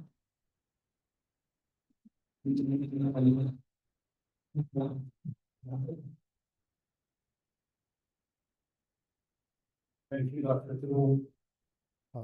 Just a few reflections that I'd like to highlight. So just like Rabbi Abby's presentation was grounded in your tradition with some universal openings that which affirms a lot and this idea of witnesshood. So religion by its definition and nature comes with elements of orthodoxy, but the problem or the challenge is how they are conveyed. The orthodoxy in its inherent nature is not an evil thing. It serves as an anchor, and as you use the term confidence, but the question is, how does that individual travel to that point of confidence? Some key words or concepts include sacramental imagination.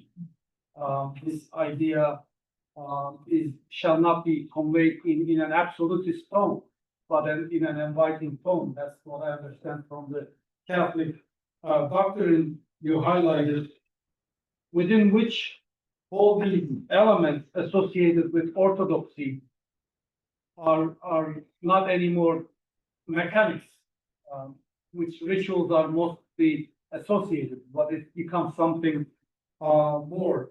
And this whole idea of theological reflection, because it might apply to other traditions, but sometimes within the Muslim landscape, we talk about theological deprivation.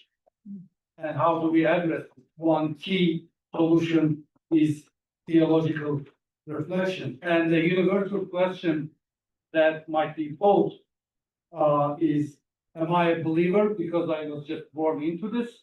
Or am I a believer because I travel to where I am? So this whole idea of building confidence, but not in an absolutist tone, is very important. And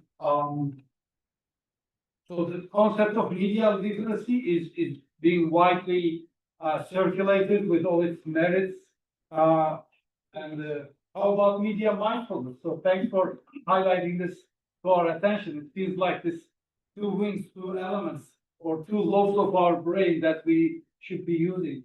Media literacy is one form of helpful window, whereas media mindfulness is all another.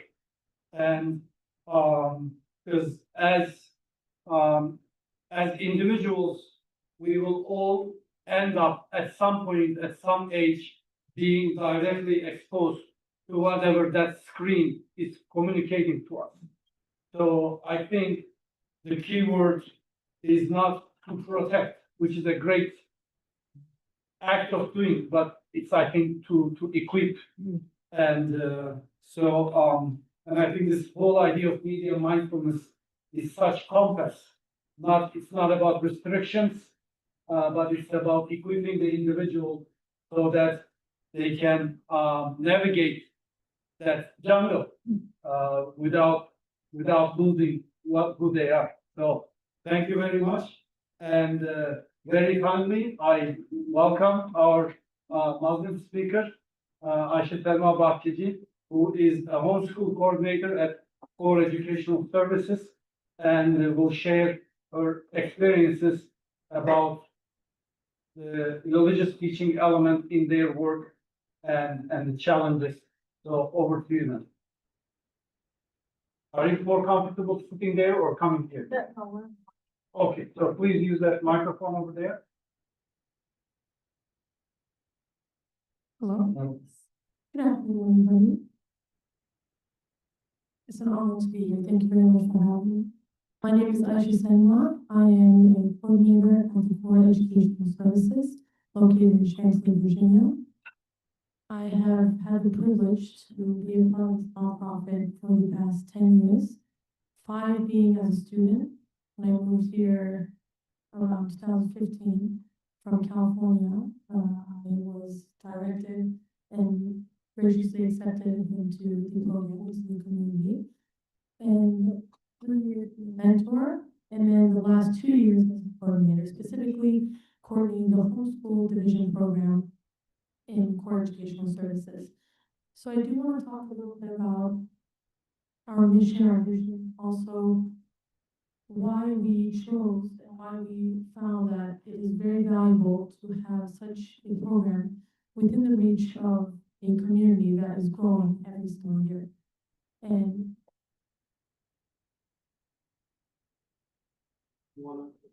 Oh, no, if you have visuals, yeah, yes, yeah.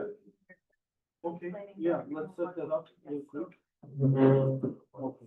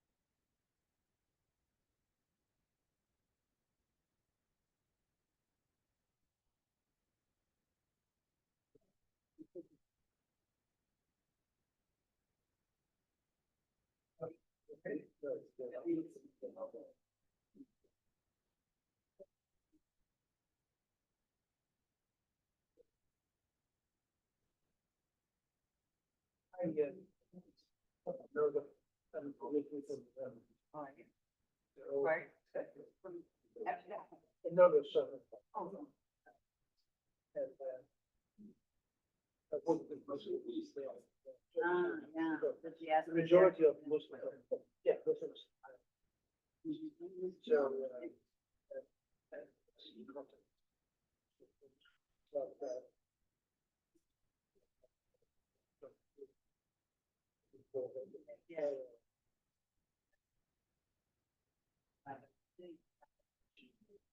I speak at 10 years old.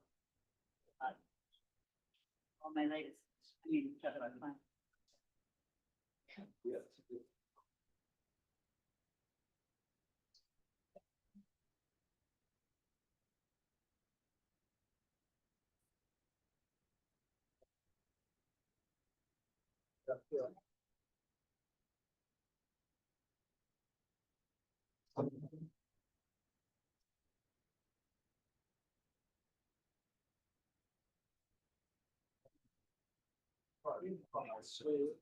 But there are-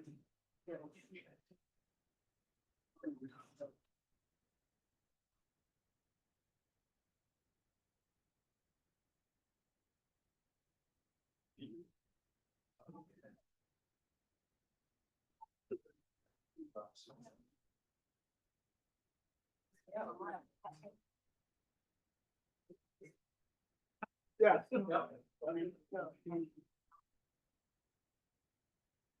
We don't know about it. Yeah.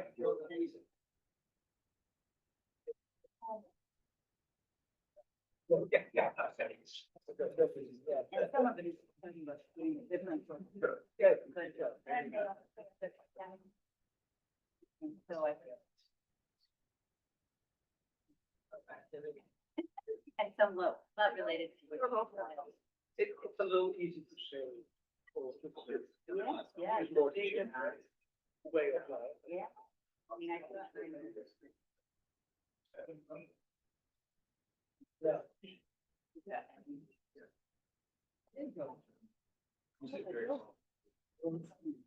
Yeah. He showed me. I'm built in the city, and first where you get to the beach, then you can see there. Yeah, you. Yes. I apologize for the technical difficulties, and thank you. I think you're very.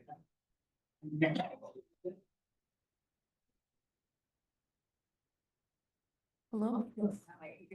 We'll start from the top. Again, I'll introduce myself. My name is Ashley Selma, and I'm a coordinator currently at CUA Educational Services. And I would like to talk to you guys a little bit about. Closer to the mic, please. I would like to speak a little bit about our structure of our program, as well as a few key points that I would like to go over, including. I have my.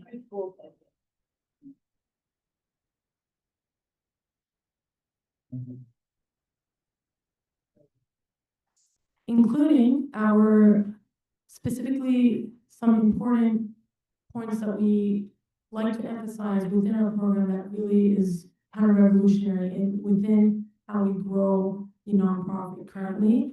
And this includes our connection with our parents and how we maintain that, as well as our students, and then how we manage the system with our educational directors, coordinators, and then the students themselves.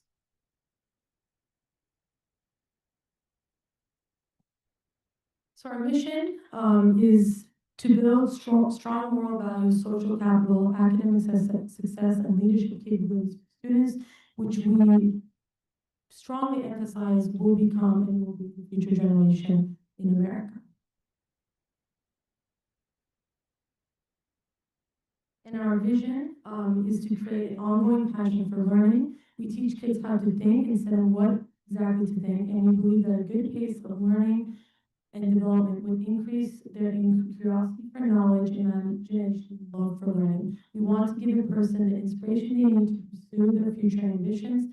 The interactive environment we offer at CUA Educational Services and in our program specifically will help our students discover their personal potential and understand that education is not just a journey, but it is a destination.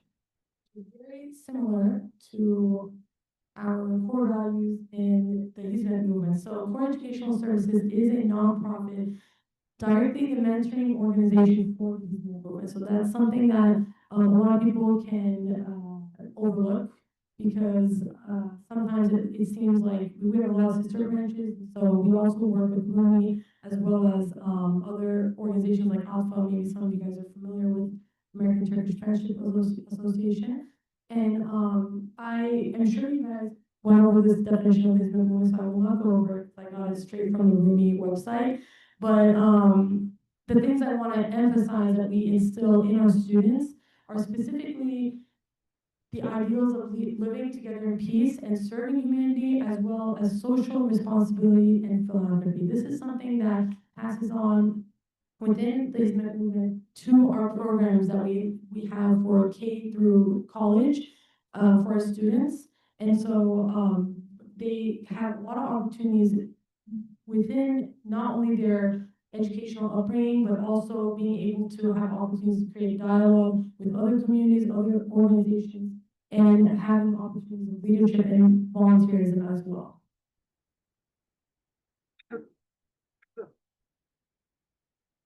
So just a quick overview of exactly who is in this demographic specifically. So we do have a program that is a little bit separate from, it's under core educational services, but our K through 5th grade program is, because the teachers and the staff are trained differently, and because they are a younger group of students, we do need to have a separate school system for them, but they are still under core education services. We specifically, for example, I'm a coordinator, we focus more on the middle school students, which is 6th, 7th, 8th grade.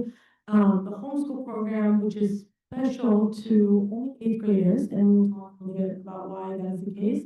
And as well as high school mentoring, which is 9th and 12th grade. We have a separate program for 12th graders that, if they choose and if they are willing to, they would like to pursue mentoring within core educational services in the upcoming years. They have a special program that is outside of their weekly mentoring that they are able to attend. They have trainings, they have interactive discussions, they do a little bit more volunteer, a little bit, their opportunities are a little bit more just because of their age, and just to be able to prepare them when they get into college and they choose to volunteer within the program, it is an easier transition for them.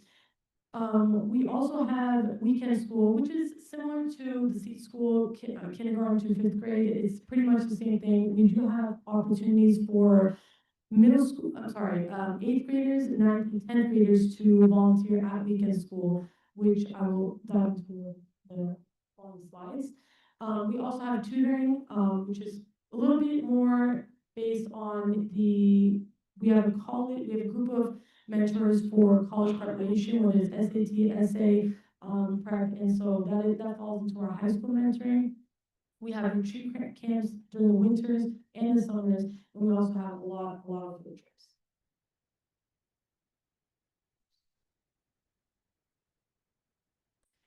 So I'm going to pass by these slides fairly quickly because this is just a little bit about like the data of our students, but we have around 250 students from kindergarten to 5th grade in C school, and around 40 teachers, which does not, this includes assistant teachers, but it does not include the students that are volunteering with the teachers and the assistant teachers. So the group that I talked about, 8th grade, 9th, 10th, and 11th grade students are able to volunteer at C school.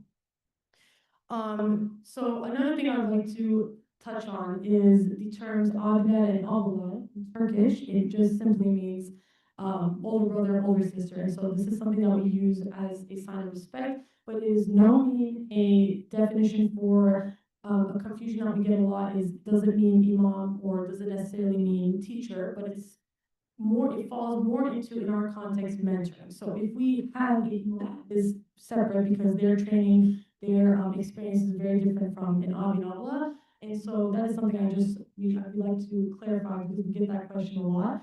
It simply means sister and brother, especially if they're older. And this is similar to the sister and brother programs that are happening in different organizations that you guys may be familiar with. And so our main goal, and I'm going to start with middle school because this is the biggest transition when they actually start getting into our mentoring program, is once a week we meet with these kids, at least once a week. So outside of their schedule that they have, majority, I mean 80 to 90% of our students do attend public school, and the rest attend our private school. We have Newport Academy at Chansley. And so our goal is to meet once a week with them, get in touch, especially have this moment, this time where we're able to bond with the students, see what they're doing at school, Is there anything that we can do to support them academically? We do a lot of character building activities, as well as, to an extent, depending on the age group, they will have spiritual seminars, or they will have Islamic studies that is tailored to their age group. So if you are in 6th grade, you will probably spend more time, just because you just got into the mentoring program, you will have to spend more time with your mentor, engaging, having activities. Usually you guys will be outside a lot. I remember when I was in 6th grade, that is something that our aunties and uncles would be very careful about, because it's a very sensitive age. And so it's just important that they are getting used to the program, understanding why we had a mentoring system in the first place. Wanting to come to the program is very important as well. And so that is kind of how it looked like for a 6th grader. And we will also have, we will choose a book for each group. So 6th grade will choose a series of readings and discussions tailored to their age group. And we have activities, whether it's sports, recreational activities. We will go to DC a lot. The kids love DC, and surprisingly, they love going to DC, and they will go they'll go to museums. Sometimes they'll just run out a certain park. They'll play volleyball, basketball, soccer. So we're very big on sports. And so yes, that's a little bit about middle school. Moving on to high school, it gets a little. I'm so sorry, almost forgot homeschool, which is actually the 3 years I did mentoring was in the homeschool program. So this program is a very pivotal program. It is a 1-year program, almost like you guys can think about as boarding school. It is in partnership with Pinnacle Academy, or a private institution. And so these students, they apply to the homeschool program, which they can only do in 8th grade. And what this program provides specifically is, we believe that 8th grade is a very transitional year for the students, whether it's character development, whether they're trying to understand their identity, whether they're trying they start making decisions. So when they go to high school, they start figuring out, what do I want to do in college? And they have a lot of parents will know. In 8th grade, it starts getting a little bit iffy. 6th, 7th grade, they'll be running around. They're just very energetic. But in 8th grade, they will start questioning a lot of things, and they will try to find a place within society. They start making friend groups that are they significantly impact their life later on, because they follow through with those friendships throughout high school and potentially in college too. And so in the homeschool program, we have a group of students that they get to apply, and they attend Pinnacle Academy for their academic pursuit. And so they take all their academic classes, but outside their academic school. So this is an after school program that also has a boarding aspect to it. So they are able to stay 2 to 3 times a week in our boarding dormitories. And so they can come, and we have very similar program where we will do a lot of character education, Islamic education. We'll do activities. We'll do a lot of team building, a little bit of leadership. This is the youth that we generally introduce volunteering in different organizations. Sometimes 6th, 7th grade, it's a little hard for them to understand, why we're going out and volunteering, because they may not find it fun. But in 8th grade, they start to understand why it's important to give back and find a place in the community in that sense. And so this is also a time where students are able to make some big decisions in terms of high school. I know usually students, they don't choose their major, but in this program, we try to allow students to have an environment where they can figure out within them what kind of person am I in terms of my character, and where do I want to be in high school, in college, and then a couple years down the line. So they are kind of envisioning their future at that age without overbearing them. The whole point of mentoring is to, take them by the hand and step by step take them through the process.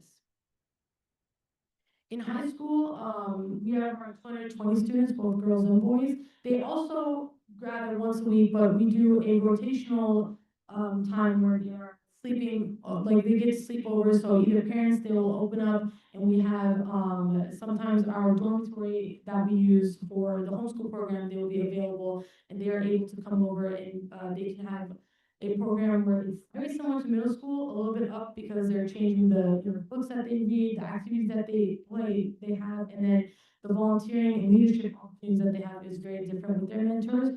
And And so they're able to also stay over and really focus on the bonding aspect with the students at this age, because in high school, it gets a little bit rough. School is not as easy, and so they usually need a lot of time with support with their academic classes. They start taking AP courses, and the majority of our mentors are quite experienced in a sense. So they really get to bond at that deeper level.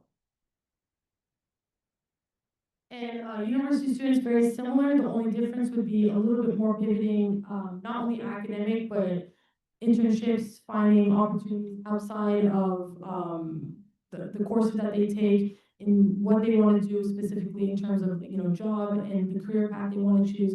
And here they usually try to bond a little bit more in a friendship, more of a friendship rather than a mentor and a mentee.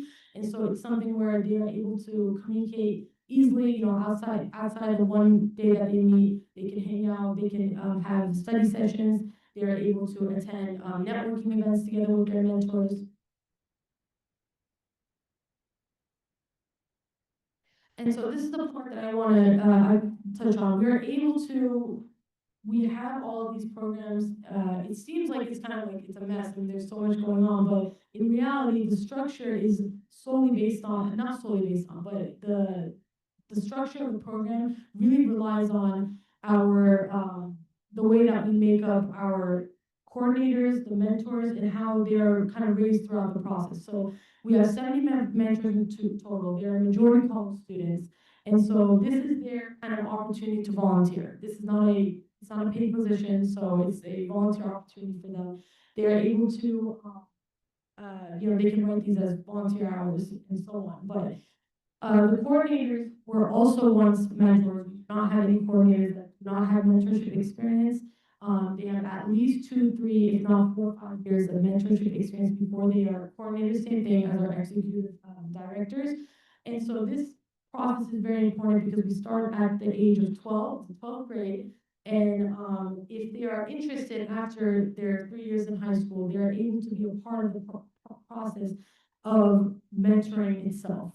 How do we connect with students one-on-one? How do we help them figure out how to navigate life, build an identity, especially in a time where it's very chaotic in the world, and they have a lot of questions, especially the past 2 years. I would say it's been a rough ride because they are trying to find a balance in terms of ideology, a lot of emotions going up and down, and they want to do what's right, but they also have a lot of, like I said, strong emotions. And so we try to help them balance that throughout the whole process. Besides program, we talked about this a little bit in the beginning, but we have retreat camps, weekday lectures. We have tutoring, festival, charity organizations, lead up, not my place to talk about because it's a whole separate organization, but they're amazing. They focus solely on volunteering leadership. We do a lot of sports events, try to get our kids outside, try to pivot them away from the phones and the tablets and the computer. We believe that if you don't have an alternative, it is not fair to blame any student. You gotta once there is an alternative, the chance of any child going back to their tablet is a lot less, it's unlikely because they have a friend group, they have a mentor, which they have built a relationship over the past, sometimes it could be multiple years. Mentors can continue with the same group. And we also have seminars, so we'll have guest speakers from colleges, universities. We've had students that were mentors, they're now attending Georgetown. We have students that graduated from Princeton, and so they come back and they like to give back obviously to the community. So they'll come in for a seminar regarding academic life, what they want to do for the rest, in terms of career, especially for our high school students. This is the last thing I'm going to touch on. So Mentor Portal is a nationwide effort, so it's not only in Virginia. The names are different, but they are all under Hizmet movement because it's everywhere. They're very similar systems everywhere. So Mentor Portal is something we created. I believe it's been 3 years. And so here we have a lot of training curriculum for our mentors and our coordinators. Something that I am very big on, for example, we have everything from how do we mentor, child abuse prevention, because we're very one-on-one with the students, so we need to make sure that we are always in, we're making sure the students' safety come first, as well as our own. And we have trainings from how, we use the curriculum to the best of our abilities and how we are able to kind of implement that into our programs, because it's a very fast-paced program. We have almost at least one program a week with the students, and we will have programs sometimes more than once a week, depending on the mentor and the age group. I said this was the last thing, but the actual last thing was our communication with the parents, which I believe is a big, it completely changes the whole game of mentoring in terms of what I've experienced at Core Educational Services. We believe that creating a strong bond and communication line with the parents transforms the whole experience of mentoring. And this may seem a bit straightforward, but unfortunately, what we have seen in the past too is that when parents and mentors, they come together to do something good for their child, for the student. And so when there is a disconnect between the parent and the mentor, it leads to a lot of miscommunication. Sometimes it will lead to, even if it's a great mentoring experience and for the student as well, it could have been, there was a greater potential, but it was not able to meet that potential because there was this disconnect. So we really focus on how we can build better relationships with our parents. And we forget that mentors, we're not mom and dad. I mean, this is something that gets mixed up a lot. They're just mentors here to help the students and see what we can do for the parents and with the parents, but we are in no means their guardian. So there's a very fine line, and it's important to establish that within the program and also communicate that with the parents as well. And coordinators, they step up a lot in terms of meeting with the parents. We will call parents once a week, check up on the student, anything that we can do. Is there anything, whether it's emotionally, mentally, that we can help with the student kind of navigate through, because it's, like I said, very critical time, very critical ages. And so, and we will have parent meetings as well, so home visits, very similar to what they do at private institutions, sometimes at public schools as well. We will visit our parents, see, open up their homes, and we'll have dinner, some Turkish chai and some Turkish tea, and we'll talk about, how the development of the student is going. Is there anything else that we can do to make this process better? And I believe my time's up for this. Thank you very much. If you guys have any.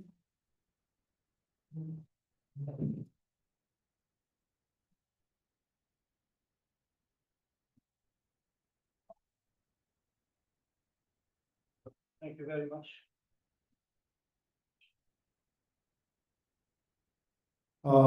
Thank you very much for your presentation. So as mentioned, we as Rumi Forum collaborate with Core Education Services, but we are two distinct organizations operating in all different compartments. We are interfaith-based, they are a mentoring organization, but there are still overlaps.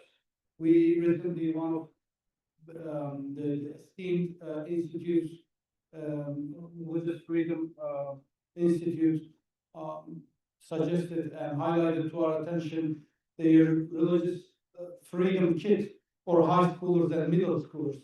We said this is a great content, so we passed it to Core Education and they just integrate this into your curriculum. So while giving this value and religious foundation to the kids, you should be also teaching the idea of religious liberty with a distinctively American focus, and this model of peer mentors that are just slightly older, from their group is at the core, and also we recently awarded Jerusalem Youth Course founder for his work for starting the program in Jerusalem. The founder is part of our network, but the people he's working with should be in touch with Core Education. So we said they are traveling to DC area, and soon they will be coming again, and we will organize a night conversation where those Israeli and Palestinian youth will share their stories with their peers here. And also we have an ongoing team conversation group facilitated by JCRT and have been going on with this certain frequency. And I'm glad to say that it's very politics immune, and they are keeping the pace and meeting regularly. And we are supporting them by providing also speakers for their events. And definitely we cannot exaggerate the importance of the parent involvement. I'm the father of a 7th grader, so all the emphasis you made about the 8th grade, I'm not going to thank you for pushing up my blood pressure, but anyway, still, it's always better to know. Now we'll open the floor for Q&A for the next 15 minutes. We'll be going into a little bit to our break time, but we'll figure that out. So, Mehmet, can you help pass that microphone around? And Peter, I think you have a question.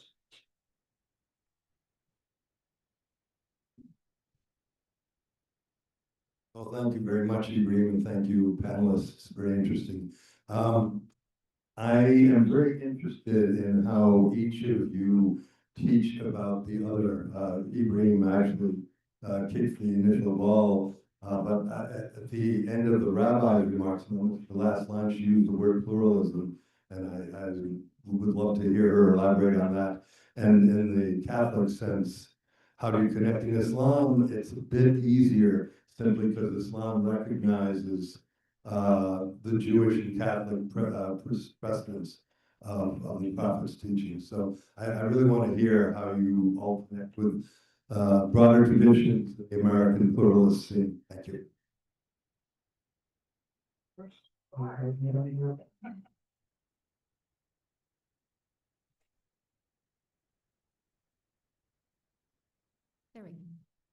It's a very big question, as you know. So my title is the Director of Intergroup Relations for the JCRC. So my work is this full time. I talk about other religions and with other religions all the time. The challenge there is that I am one of 2, 3-ish people who have this job in JCRCs throughout the country. I have some incredible colleagues doing interreligious work, interfaith work from the Jewish communal side. They are phenomenal, phenomenal people. And the biggest struggle there is that I can name them and list them. I wish that the list was too long, that I couldn't do that. I think that I could guess why that is. And I could, if I wanted to just sort of guess that it comes from a place of preservation, of being very scared for a long time. How do we understand the other, and what will be the impact back on us? And I think that it's, I do not subscribe to that view. When I mentioned pluralism, meaning that the way I see Judaism and the way I am, I'm a conservative Jew. Conservative is my denomination. Is not a political affiliation, and I do not, question or look down on someone who chooses to observe or practice Judaism in a different way. And I think that kind of pluralism is needed more than ever in this world, and to extend not just to what are our religious practices, but what are the different identities that we bring in the intersections of our Judaism and the intersections of how we live. I will also be very honest and say that interfaith work has taken a hit in a post-October 7th world. And a lot of Jewish communities are scared of how do we interact with communities outside of our own. Will they judge us based on the actions of the Israeli government? Will they judge us? Will they hate us based on our connections no matter what they are, how little they are, or how strong they are, to Israel as an entity and as part of and a belief in self-determination in that land. Will they be willing to have a conversation about what that means? And the they can range from mainline Protestants, Catholics, Muslims, Hindus, you name it. So we're in a challenging space, and my job is not easy, but I love that I have it. Thank you. I think we can talk about a variety of levels, certainly at the international level and the national level. There's very formal dialogues among the various communities and religious leadership of those communities, to be sure, a longstanding commitment. At the grassroots level, at the more local level, I think it's really varied. There certainly has been a practice of, particularly, let's say, on American holidays, having joint prayer services with the other communities within a particular neighborhood, let's say, joint projects, particularly after 9/11. Unity walks that focus on religious liberty. And so I think those things are made priorities. Certainly in our formal curriculums, there are units on Judaism and Islam in particular, so it's woven in to the formal education. But it varies in terms of at the grassroots level, what kind of work is being done. But I think a desire, to be sure, and a priority. I'll just add, I think the community support that we received, especially during this sensitive time, whether it's from ACRC or Rumi Forum, and a big shout out to both organizations because they actually opened a huge door for us in terms of youth and how we approach not only how this. So approach was actually a very big concern that we had because students, they generally have, not in a negative way, but in almost a positive way, they have very strong feelings about what they believe. And so whether this comes from their background, it just comes from it can be characteristics as well. These are good things, but they need to learn to be able to be open and adapt in certain situations without wavering their values. And I think the interfaith dialogue opportunities that, especially Rumi Forum, and I really want to thank Rabbi Happy for this as well. They opened up this opportunity 2 years ago, right? So 2 years ago, and so we would sit down with students, literally high school students, which is, by the way, I mean, middle school is too early, but high school it's right time, but they're very fired up. They have a lot of emotions, like I mentioned before. And so when they were able to sit down together, and without any politics, without anything else, just genuine conversation and trying to understand each other, it was life-changing for them. I had a lot of students come to me afterwards. I had students before that were almost going to cry, saying, why are we doing something like this? And so we would sit down and we talked, we walked, because they were so confused. It's not necessarily because they had like a judgment, but they were genuinely very confused as to why we felt the need as a community and why we pushing, not pushing, but encouraging this idea of interfaith conversations. And so when we sat down with these kids and we had that conversation beforehand, and then they actually came to the event, it was, I still can't forget it. It makes me very emotional because I was very scared that day. I'm like, I don't know how this is going to turn out. We want, obviously, everything to go very smoothly. We want the kids to be happy and we want them to build relationships. But it was an incredible experience. And the students were very happy and they looked forward so much to the next program, which we actually had right after, almost a day or 2 days after the passing of Pryzbyla. And so that was it was a rough time for our community, and obviously the kids are trying to navigate through that because they can clearly see that it's a big impact. And so it was incredible to have right after that that tough week, those tough couple days, and see that mentors and students, no matter what, they saw the bigger picture and they're like, we need to come together. especially during this time, especially after October 7th, this is when it needs to be done. And so, like I said, I want to thank Rumi and Jason Garcia again, and our other organizations with I can't remember the name of the church, I feel so horrible, but a couple years back, especially with homeschool, we went multiple times with their youth to volunteer for their food drive services. And so it was, I could see, and I remember to this day, how much it transformed the understanding and the emotions of the students at the time, despite their age, and how it is continuing to transform our understanding of humans together to this day. Thank you very much for these responses. Just reminding of the very fact that these encounters are not ceremonies, or they are not like strictly structured professional exchanges. It's a whole uncertain terrain. So thank you very much for very clearly highlighting that dynamic there. Any other questions? Please.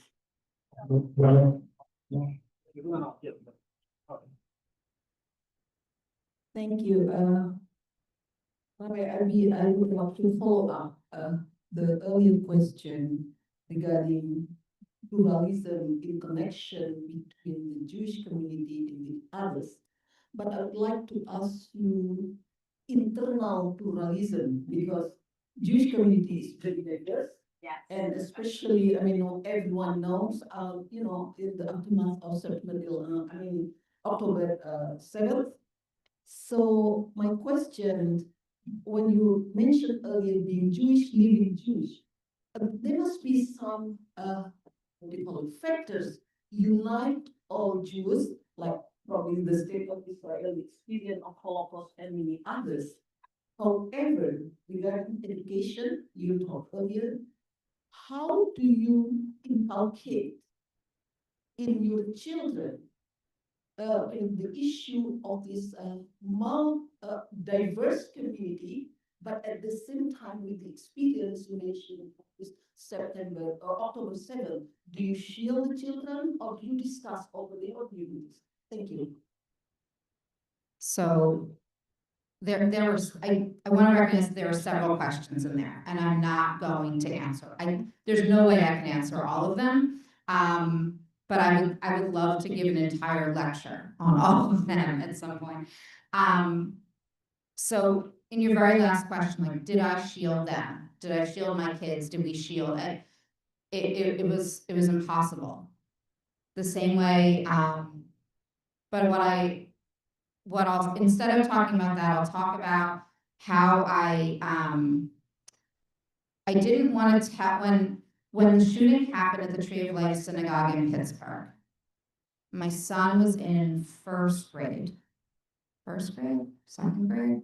I didn't want to tell him.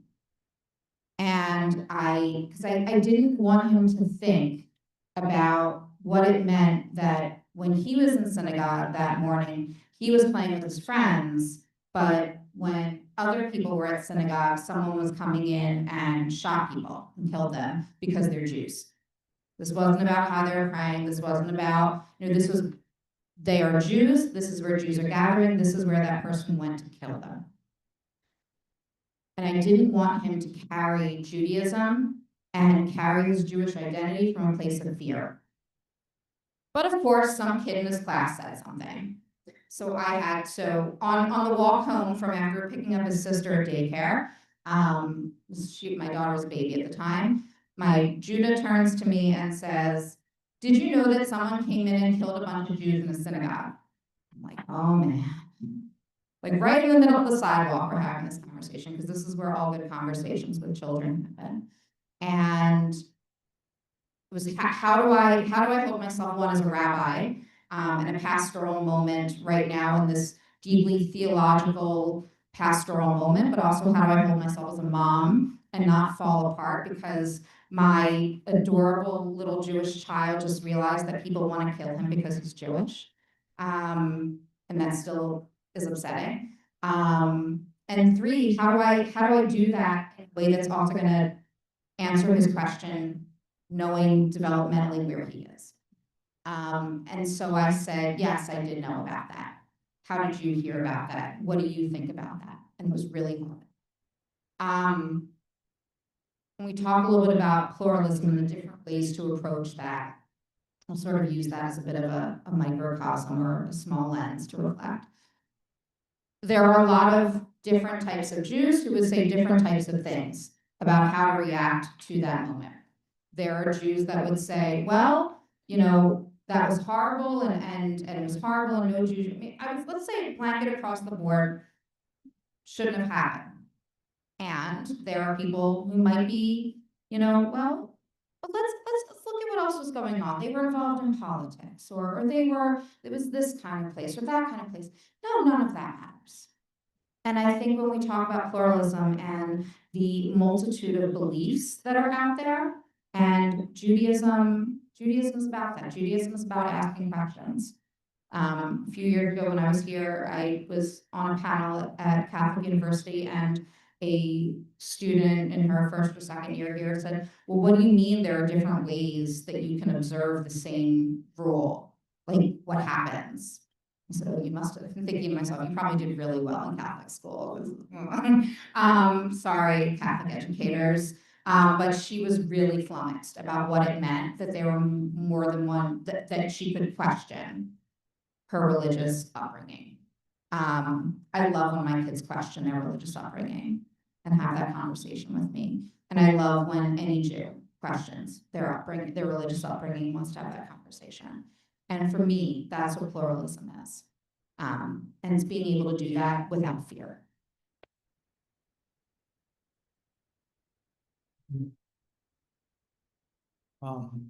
Thank you very much. This marks the end of our first session, and we will have a break. So get some fresh air, some natural light, beverages, and Coffee, the coffee. yeah, and caffeine definitely, or decaf. Prayer at 111. So yeah, there's a prayer space at room 111 for those Muslim friends who want to observe the Dhuhr. And we should be coming back at 40 past, maybe? Yeah, okay. Let's come back at 40 past. So join me in expressing our gratitude. Go on.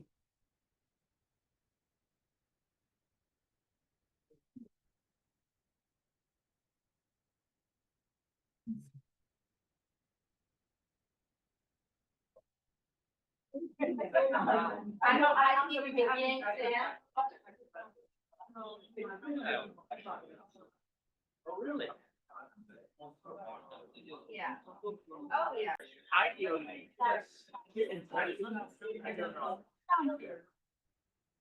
welcome back, everybody. Please take your seats. We'll continue with our second panel. We're calling it the Scholars Panel, but again, as we said, there's no hard and fast distinction, I don't think. We're all coming at this from multiple disciplines, multiple perspectives. We discovered already in the lead up this moment that not only do we need a motherly panel, but it looks like we'll need a grandparent panel. Even though we already had a presentation of grandparents. So for those of you who come in late, I'm Bill Barbieri from the faculty here at the School of Theology and Religious Studies.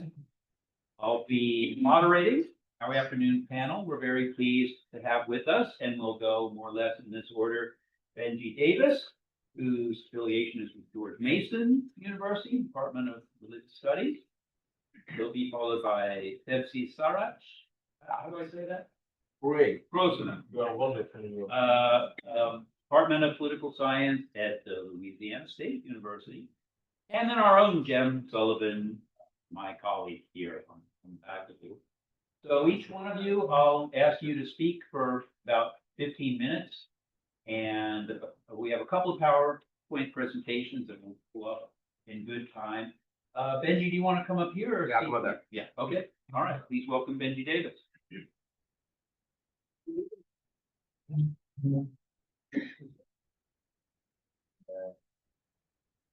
Can everyone hear me if I speak like this or for the microphone?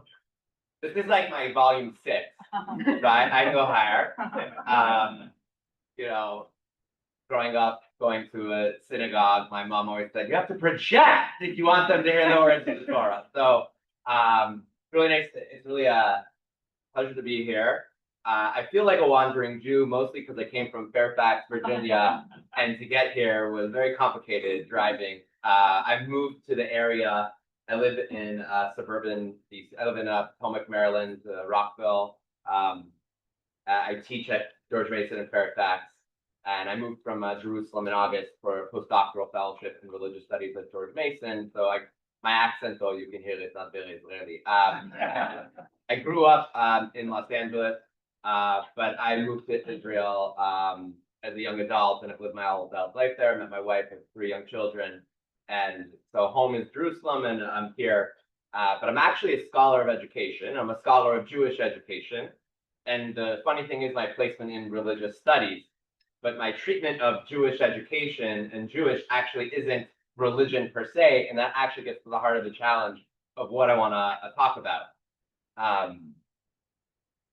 So in Jewish education, the idea of identity, talking about in contemporary American sense, has gone through a vast, there was a sort of disruption, so to speak, that was proven with some sociological research in the 1990s. Pew studies, Pew studies all of us. So they also studied the Jews. And what they came out in 1990 was, oh my gosh, Jewish Americans are starting to assimilate, and what are they starting to become? Oh my God, Americans. They're intermarrying, they're taking on the qualities of life and values. So this is maybe a crisis, maybe it's not. Maybe this was the whole point. The melting pot to become American. So one solution that was advocated, not just by the professional class and the investors, the nonprofits, and et cetera, but also scholars, to look at this as a sociological, psychological issue to be treated with education. That some sort of educational input will then lead to sociological or psychological identity outcomes that then someone will be more inclined to live as a Jewish person, maybe to still integrate into American society, but to marry or do more Jewish rituals and behaviors like the Sabbath, maybe to interact, have more Jewish friends, maybe go on a trip to Israel, whatever that could be sociologically studied. But the idea was more Jewish education could then lead to what? More Jews being Jewish, whatever that means. But there is a paradox. And what's the paradox within the assumption that more Jewish education can be leading towards education? And we have to contextualize this for a second, because there's a few groups that we're not talking about. We're really talking about liberal Jewish education for American Jews who both embody, embrace, and believe in the main ideals of American liberalism, which for the most part advances or the idea that the individual has the right to choose who they want to be over advancing any sort of particular vision of what that person can choose to be. So if you look at demographic studies of American Jews, they see Judaism as informing that vision of liberalism for themselves. So this famous concept, which many American politicians regurgitate when they are speaking to an American Jewish audience, they say this phrase, tikkun olam, which you may or may not have heard of. Barack Obama identified, I'm a tikkun olam type of person, which in the American sociological framing, in the American Jewish liberal framing, is to repair the world. The basic ideals of the Democratic Party, which isn't to say that it is good or bad, it's just not particularly Jewish, although the concept is actually a deeply particular Jewish concept rooted in Jewish mysticism, the sovereignty of God over the world, and it's just deeply distinct and particular towards Jews and Judaism. But the idea is, how can Judaism inform American liberalism? But there's the paradox. If I can choose to be whoever I want to be, can I then also educate towards a specific vision which goes against that very right of someone to choose? And then how do you deal with that educationally? So my research and what I can talk a little bit about, you have two modern groups really as an educator, I study education, I'm also a teacher. And so teaching, it's really easy to generalize. In scholarship, I'll be honest, we also generalize. So I'm now going to categorize. Modernity, the Enlightenment and the Emancipation were this major disruption for the Jewish people, living in an area that it disrupted them. So I'm not speaking about Jews that lived in the Arab and the Muslim world, that the Enlightenment and the Emancipation, it was not a part of their lived experience until the majority of them leave after 1948 with the establishment of Israel. There are very few Jews left in the Arab Muslim world. The majority either live in the state of Israel or North America, France, England, etc. I'm also not speaking about ultra-Orthodox Jews who responded to modernity with a big X. No to emancipation, no to enlightenment, that we are not going to separate the political from the religious. They are one and the same. Zionism says no to the emancipation, but yes to the enlightenment. No, Jews' political rights in the countries that they're living in, maybe not such a good idea. Maybe we're going to be skeptical of it. The Jewish people are actually a separate nation, as we've always been. And we should return to Zion. But accepting the enlightenment, which is the authority of God, rabbis, niche. Yeah. The authority is with us, rationalism, science. But Zionism is this contradiction, right? Reaffirms age-old idea of return to Zion. It just rejects the theology and it brings a human methodology to do it. So it takes the political aspect of Jewishness and embraces it while rejecting the religious aspect.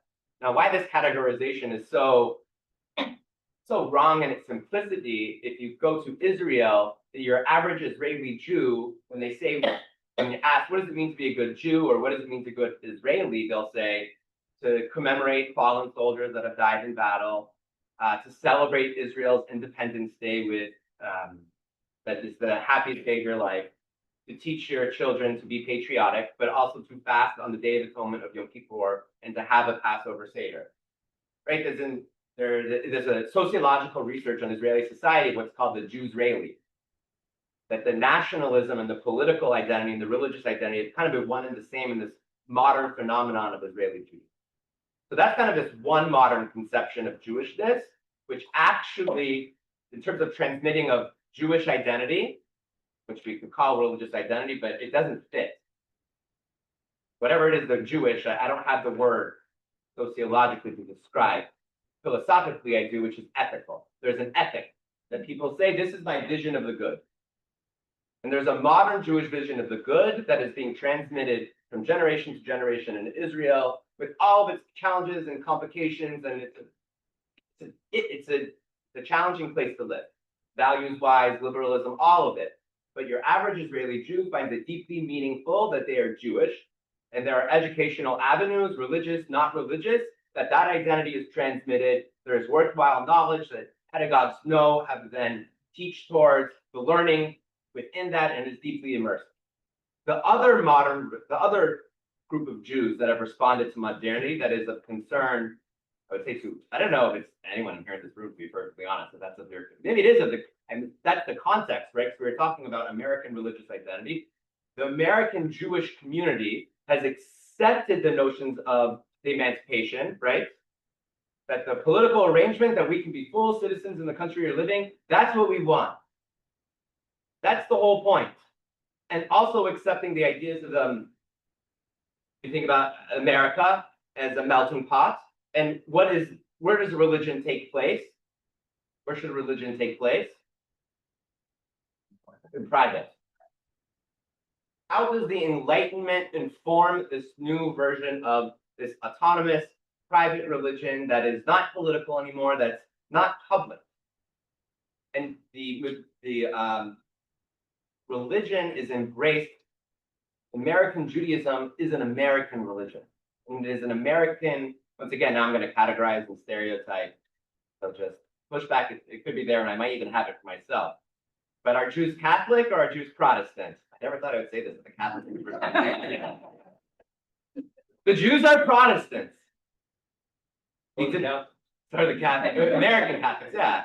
That's not my expertise. This is my first time Catholic. I've been in a Catholic church once in my life, which was at my cousin's wedding, the American Jew's cousin's wedding at a Catholic church, obviously. And it went like this. You know, great experience. But but the challenge with the American Jews embracing Protestantism as an American liberalism as the ideology of Jewish, whatever that means, it goes back to this liberal paradox. I have the right to choose who I want to be, but what is that particularly? Is there anything particularly Jewish about it? Because if Judaism and the values of the Torah and Judaism are only to inform American liberal identity or American religious liberal identity, it may not be a particularly what's called a very thick identity. And so what I think that how American Jewish education can be transmitting a Jewish identity is to try and take the best of both worlds, which is the liberalism is a very good thing, especially when it is done through education, right? That the learner has the autonomy to choose. Liberalism provides an amazing paradigm for how to do education as opposed to indoctrination. We are thinking about religious education. And a way to do that is rooted in a philosophy, the vision of Isaiah Berlin, Jonathan Sachs, and my personal advisor, Fanon Alexander. Isaiah Berlin has this idea what's called diversity liberalism. And the idea is liberalism shouldn't be neutral. People should have the liberty to choose who they want to be and embrace it. In diversity liberalism, there's these different groups. It's essentially the paradigm that is, I think, facilitating this panel. I'm a Jew, there's a Muslim, there's a Catholic. We all have our own visions of the good. We learn from each other while we deeply embrace who we are and the values who we are, and as they are distinct. Jonathan Sachs applies that idea, but as from a religious Jewish perspective. How can the Hebrew Bible inform what he calls the dignity of difference? We are all universally made in the image of God, but then God intended for us to all be holy in our distinctiveness. And Fanon Alexander applies it to philosophy of education, which he calls pedagogies of sacred and difference, which is not just American Jewish education, but really a liberal education and a religious education should be, how can the learner's ethical vision of the good? What are their values? Is it rooted in a tradition, a culture, a religion, God, no God, peoplehood, whatever it wants to be? How is there an educating towards a sacred identity? But what makes it educational is educating about narratives, perspectives that are different. So when it comes to transmitting Jewish identity in Jewish education, you can be, I'm wearing a yarmulke, I don't go in my car on the Sabbath, I won't eat here, sorry. But I keep kosher, right? So, but I'm here, right? So in a way is, how can my education lead me to still be in the world, so to speak, but then also in the Jewish community, I can be in a very ultra-Orthodox environment and I can go through Reform, everything in between. I have my vision of the good, but I can also be respectful of other visions. And so broadly speaking about Jewish education, as I'll close, American Jewish education, the challenge is, what is American Judaism or American Judaism's vision of the good that it takes all the great stuff of the American liberalism, the Protestant religion, so to speak, the embracing of individual rights, but then also have a vision of the collective that is distinct and particular towards the Jewish people. And Israel is an amazing case where, in a way, the perfect scenario is Israel embraces the liberalism of American Jews, and the American Jews embrace the collective particularity of Israelis. That would transmit the most powerful, meaningful, deeply rooted Jewish identity that there could be, because it would address the liberal paradox and the educational challenge behind it, which is everyone has the right to choose who they want to be. So what is that vision? So what can the vision be in an environment that embraces the individual's right to choose whoever they want to be, but actually presenting them with an actual vision that is particularly rooted in that people's tradition? And that would be the Jewish people, of which Judaism is a vision of the good, but it is not the vision. Question. Those are my remarks. Thank you.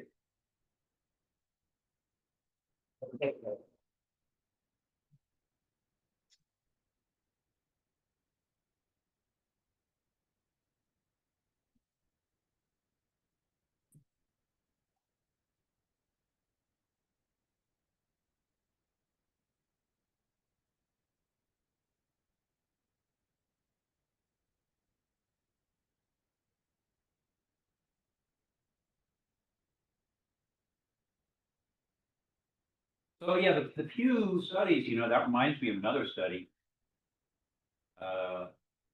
They do something called the Religious Knowledge Survey. I have my students take it every now and again, and it's a survey designed to tell what the people take it, Americans for the most part, know about other religions.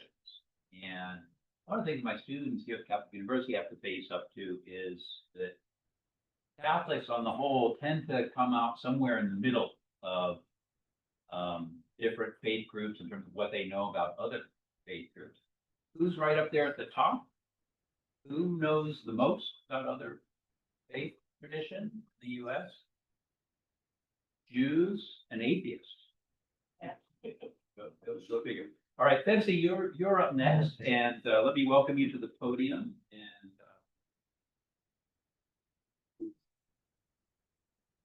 so yeah. I can. Thank you for the invitation. I'm honored to be here today in a Catholic University after some days of Pope Francis' legacy. Please accept my condolences for him. I know him with his humility and also his support to dialogue. And I'm sure his legacy will be alive for a long, long time. So today I will talk about the principal challenges involved in passing a religious identity. And I will give an example about the Hizmet movement, which is originated in Turkey and focus on education as a solution for the problems around the world.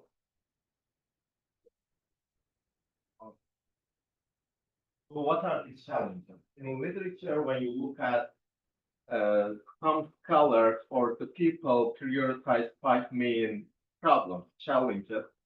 One, media and popular culture, peer influence, mixed or conflicting religious messages because of interfaith marriages or because of school and mosque, school and church, liberal education, and the distinction between them. Fourth, autonomy and questioning authority. That culture. And fifth, religious doctrines may be perceived as rigid or outdated. These are 5 biggest challenges that was highlighted by scholars in many different groups. And I cannot say these are deep problems. These are deep challenges. So if you use them in a good way, social media, or popular culture, you can deal with these challenges. If we see them as a problem, it creates a more complicated environment. And I think the Hizmet movement made it in the best way. Didn't see the challenges as problems, but the challenges as challenges, and try to use it in the best way. So create some alternatives in media, create some educational alternatives, and etc. Try to connect modernity and tradition in the same arena. And let me also talk about a little bit historical context.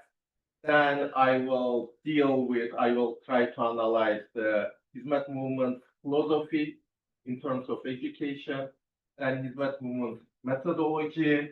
And at the end, I will focus on the American context.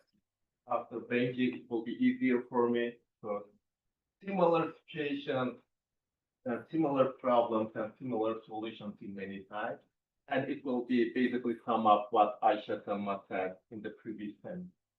So in the historical context, in the 70s, the movement more focused on education. It was the beginning of the movement become more visible in Turkish case. And these years was more politically polarized Turkey. There's a huge polarization between left side and right side, communists and capitalists. And in this environment, the movement focused on just education. It was a reaction to political chaos in Turkey. absolutely, and emphasis on education and non-violence. And in this decade, the early institutional foundations without any political engagement was seen in Turkish context. In the 80s, there was a coup in Turkey, and after coup, there was a, let me say, limited political and economic liberalization, and the movement opened their first private schools in this year and focused on in excellence in math, in science, and also ethics without over religious instruction. So think about there is a secular environment, secular curriculum, secular school system, but also fed by some ethical values in this secular environment. And the movement was very successful in this regard. So in the 90s, after the collapse of Soviet Union specifically, there was an expansion into Central Asian countries, such as Turkmenistan, Kazakhstan, Kyrgyzstan, all Eastern countries, first, then to some other countries in Africa, in Europe, in many other countries. When we came to 2000, we see that hundreds of schools across more than 150 countries. In many cases, there are schools. In some cases, there are small educational institutions such as kindergarten, pre-K. But in more than 150 countries, the movement became more visible and contributed to the educational system in these countries. And of course, in these years, it's not limited with schools. The movement also launched universities, tutoring centers, cultural centers globally in many countries. When I sum up this historical context, let me also talk a little bit about post-2013. After 2013, the movement faced a huge oppression in Turkey. So this tension with Turkish government affected many educational initiations, specifically in the country, in Turkey. So you can face, the movement faces some closure in the country. More than 1,200 schools have shut down. Any educational initiation affiliated with or inspired by the movement has been shut down in this process in 4 or 6 years. But the global schools adopted, became more local and strengthened resilience in this year. And there was a shift towards stronger local integration and transparency in this host country. So the movement didn't lose a lot in global context, but in Turkish context, the educational initiatives lost their impact or influence. So when I sum up this, when I look at this historical context, I see that there are different political, social, and cultural contexts. And in all of them, the movement's ability, philosophy, and methodology, which I will analyze just after this brief historical analysis. In any social, cultural, and political context, the movement's philosophy doesn't change. The movement methodology doesn't change. The movement had schools in Turkmenistan, the autocratic country, more oppressive level country, and also in the United States. So totally two different political or cultural spheres. So how you can, the big question, how you can deal with these two different institutional spheres and became successful at the same time or with the same philosophy. So the Hizmet educational philosophy is focused on internal value-based transformation rather than institutional curriculum-based or a ritual-based, political-based solution. And it was the main philosophy behind his math educational initiative. Because of that reason, the movement can become successful in Turkmenistan, in Nigeria, and in the United States at the same time, basically. So it prioritizes ethical education. So it respects values over ritual, politics, or current. Even in Turkey, the country originated the movement. Many schools, many Hizmet-affiliated schools doesn't have religious education, mostly working in secular context. The curriculum doesn't affect their philosophy.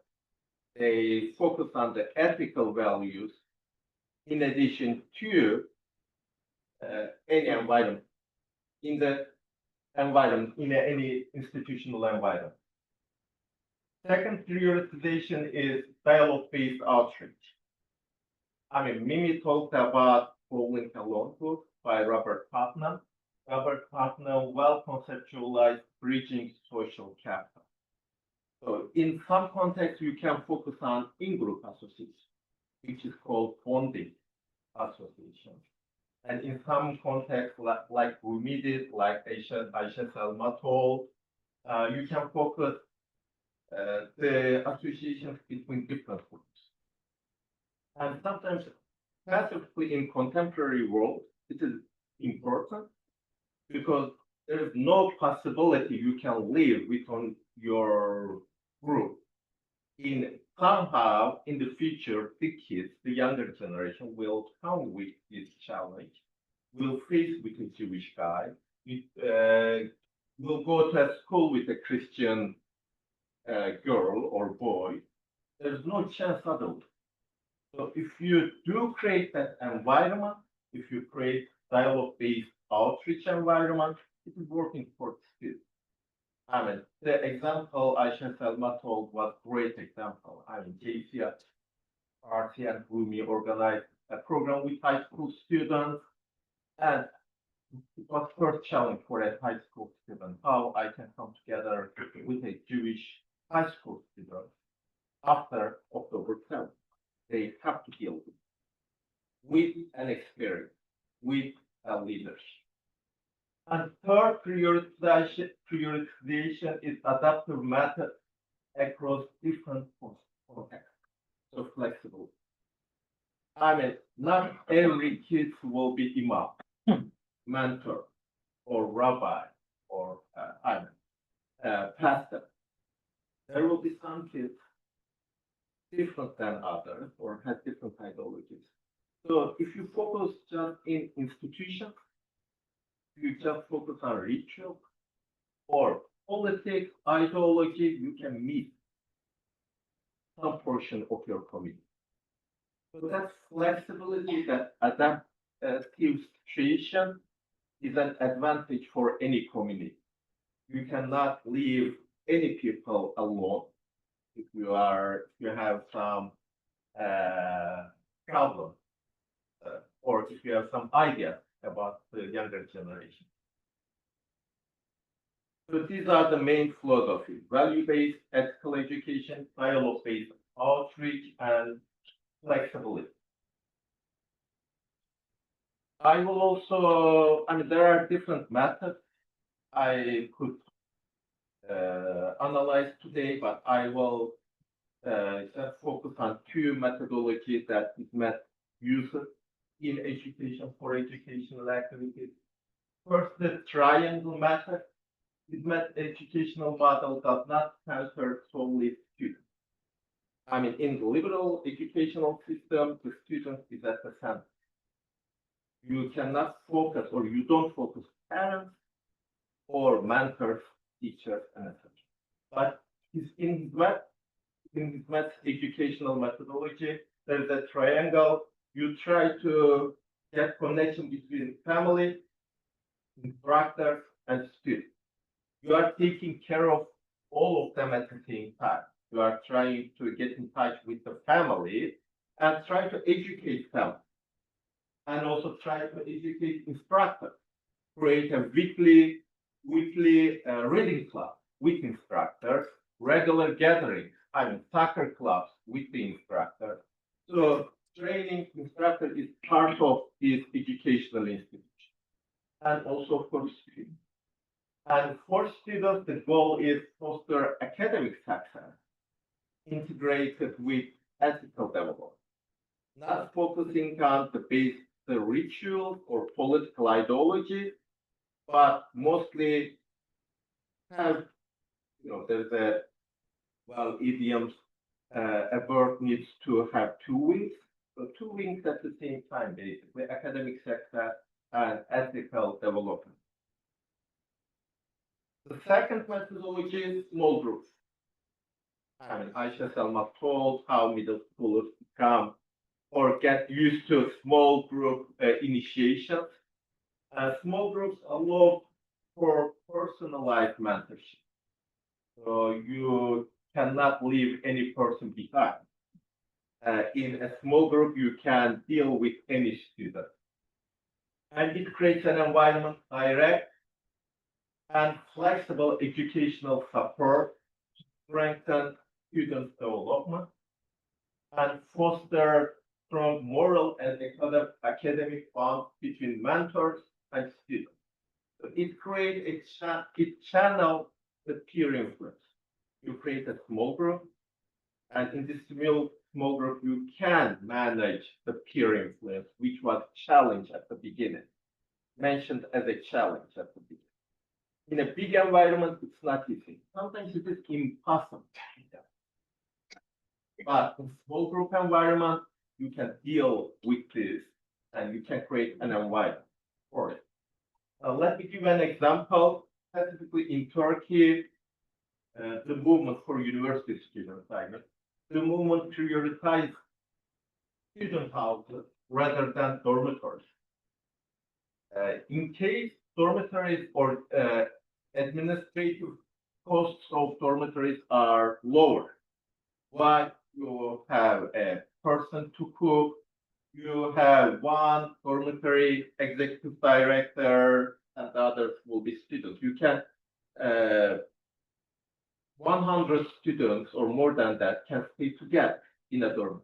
But for student houses, in each house, there need to be 5 students. One of them should be the leader, so you need to have 20 leaders for 100 students. At least one should be the helper to the leader, and 2 new guys you can adapt or you can deal with. This is a huge, in terms of human capability, you need at least 40 persons to deal with this administrative process. And rents of each house, furnishment of each house, and etc. But the movement always prioritizes student house over dormitories to create small group focus for the educational purpose. So these are the 2 educational methodologies of the movement. And at the end, I will talk about American context. I'm trying to come here. For that, all our academic analysis, which I can talk more than 15 minutes for each of them. So these are the main purpose. So in American context, what is the movement doing? Like I said, it will be a sum up of what Aisha Selma said, but in a more academic way. So in preschool ages, parent education is the core vision of the movement. There are institutions like Parent Academy and etc. But in any chance, movement is trying to educate parents in early ages, as early as possible. Sometimes even before the birth. There is any chance, take advantage. Then when students come to elementary schools, there are weekend schools, and in weekend schools, the main goal is trying to get connection between the movement, your values, and the students. That the students, if if a student loves the cultural center, the institution, that's the purpose, nothing else. Yeah, there are too many other instructions, Quran readings, Islamic classes, and etc. But these are not main goals. The main goal is the student should love, should get this connection, should see cultural center as a home, as a second home, as Rabbi Abi said for synagogue. So get this connection in this age. And for the middle school ages, the education is turning to create a small group. So there's a transition in this age group, and the small group focus, small group friendships starting at this age. And as I said, philosophically, methodologically, it creates an environment to control peer stress or peer influence. You can manage any coordinator, any mentorship program or leader can manage small things to lower this stress in middle school age.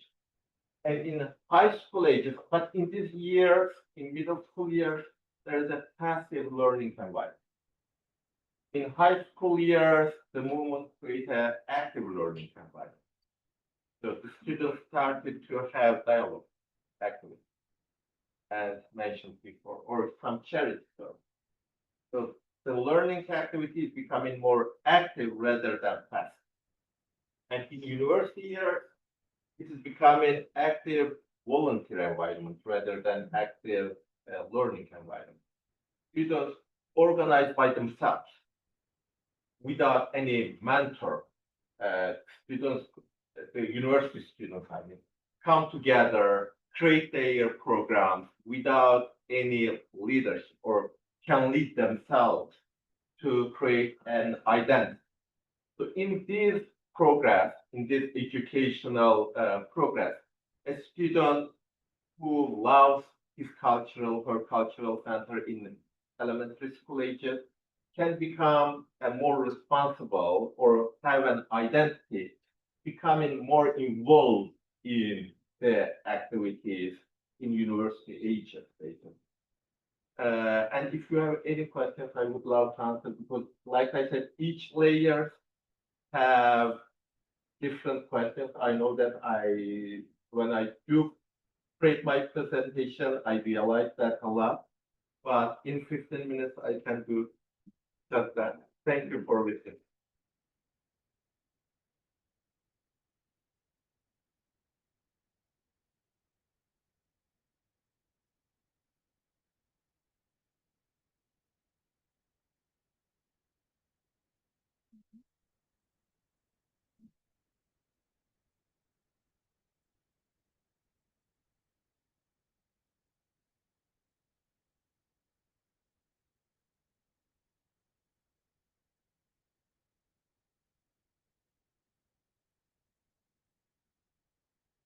Very good. So thank you again, Betsy. I think we've gotten some really good insights into what we might call the Hizmet playbook. And I hope everybody's taking notes. We turn now to one of our wonderful scholars of religion from our school, Jem Sullivan. Let me just make sure I've got your presentation.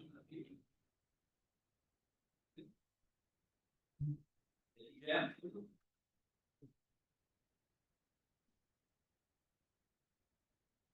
Well, good afternoon, everyone. Again, my name is Dr. Jem Sullivan. I am an associate professor in the School of Theology and Religious Studies here at Catholic University. My area of research and writing is in religious education and catechetics, as we call it within the church, which is a pastoral field, a practical field of theology. So while this is a scholars panel, and I'm so grateful for our panelists here, there will also be some pastoral, practical implications for my reflection this afternoon. As we have been noted last week, only a week ago, the Global Catholic Church lost our spiritual leader, Pope Francis, and we are now in the traditional period of 9 days of prayerful remembrance of the Pope's legacy. So it's very fitting that we would dedicate these week's reflections today to Pope Francis, not only as a gesture of tribute but to highlight one of the hallmarks of Pope Francis's legacy, which was his keen desire to cultivate among all peoples a culture of dialogue, a culture of listening to one another with respect, a culture of solidarity with those on the margins and those in need. Pope Francis directed attention to the need for a culture of dialogue both within the Catholic Christian community and within the human family. And as rapid globalization brings together peoples of various religious identities and faith communities, there is a need, the Pope said, to learn the grammar of dialogue.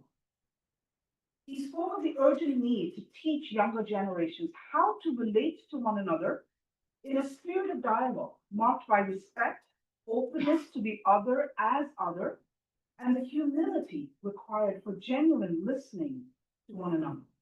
It's our responsibility, he said, to cultivate in the young the ability to understand their own religious identity and different religious identities and points of view in an atmosphere of trust and harmony.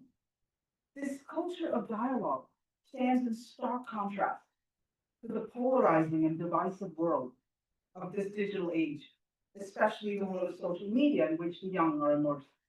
And so this call of Pope Francis speaks directly to the theme of our discussion this afternoon, because one of the questions before us is, how do we make religious belief believable? In the phrase of Flannery O'Connor, the American novelist whose Catholic faith inspired her writing, how do we make religious belief believable to a younger generation who's coming of age in a secular, globalized, digital age, where, as has been pointed out, religion is individual and privatized. As long as it's individual and privatized, it's okay to be a person of faith. So as we're drawn together as faith communities who seek to form younger generations in religious identity, we share perhaps this one common challenge, that of balancing religious identity rooted in our respective systems of belief and worship and ethics on the one hand, and fostering a culture of love and openness on the other.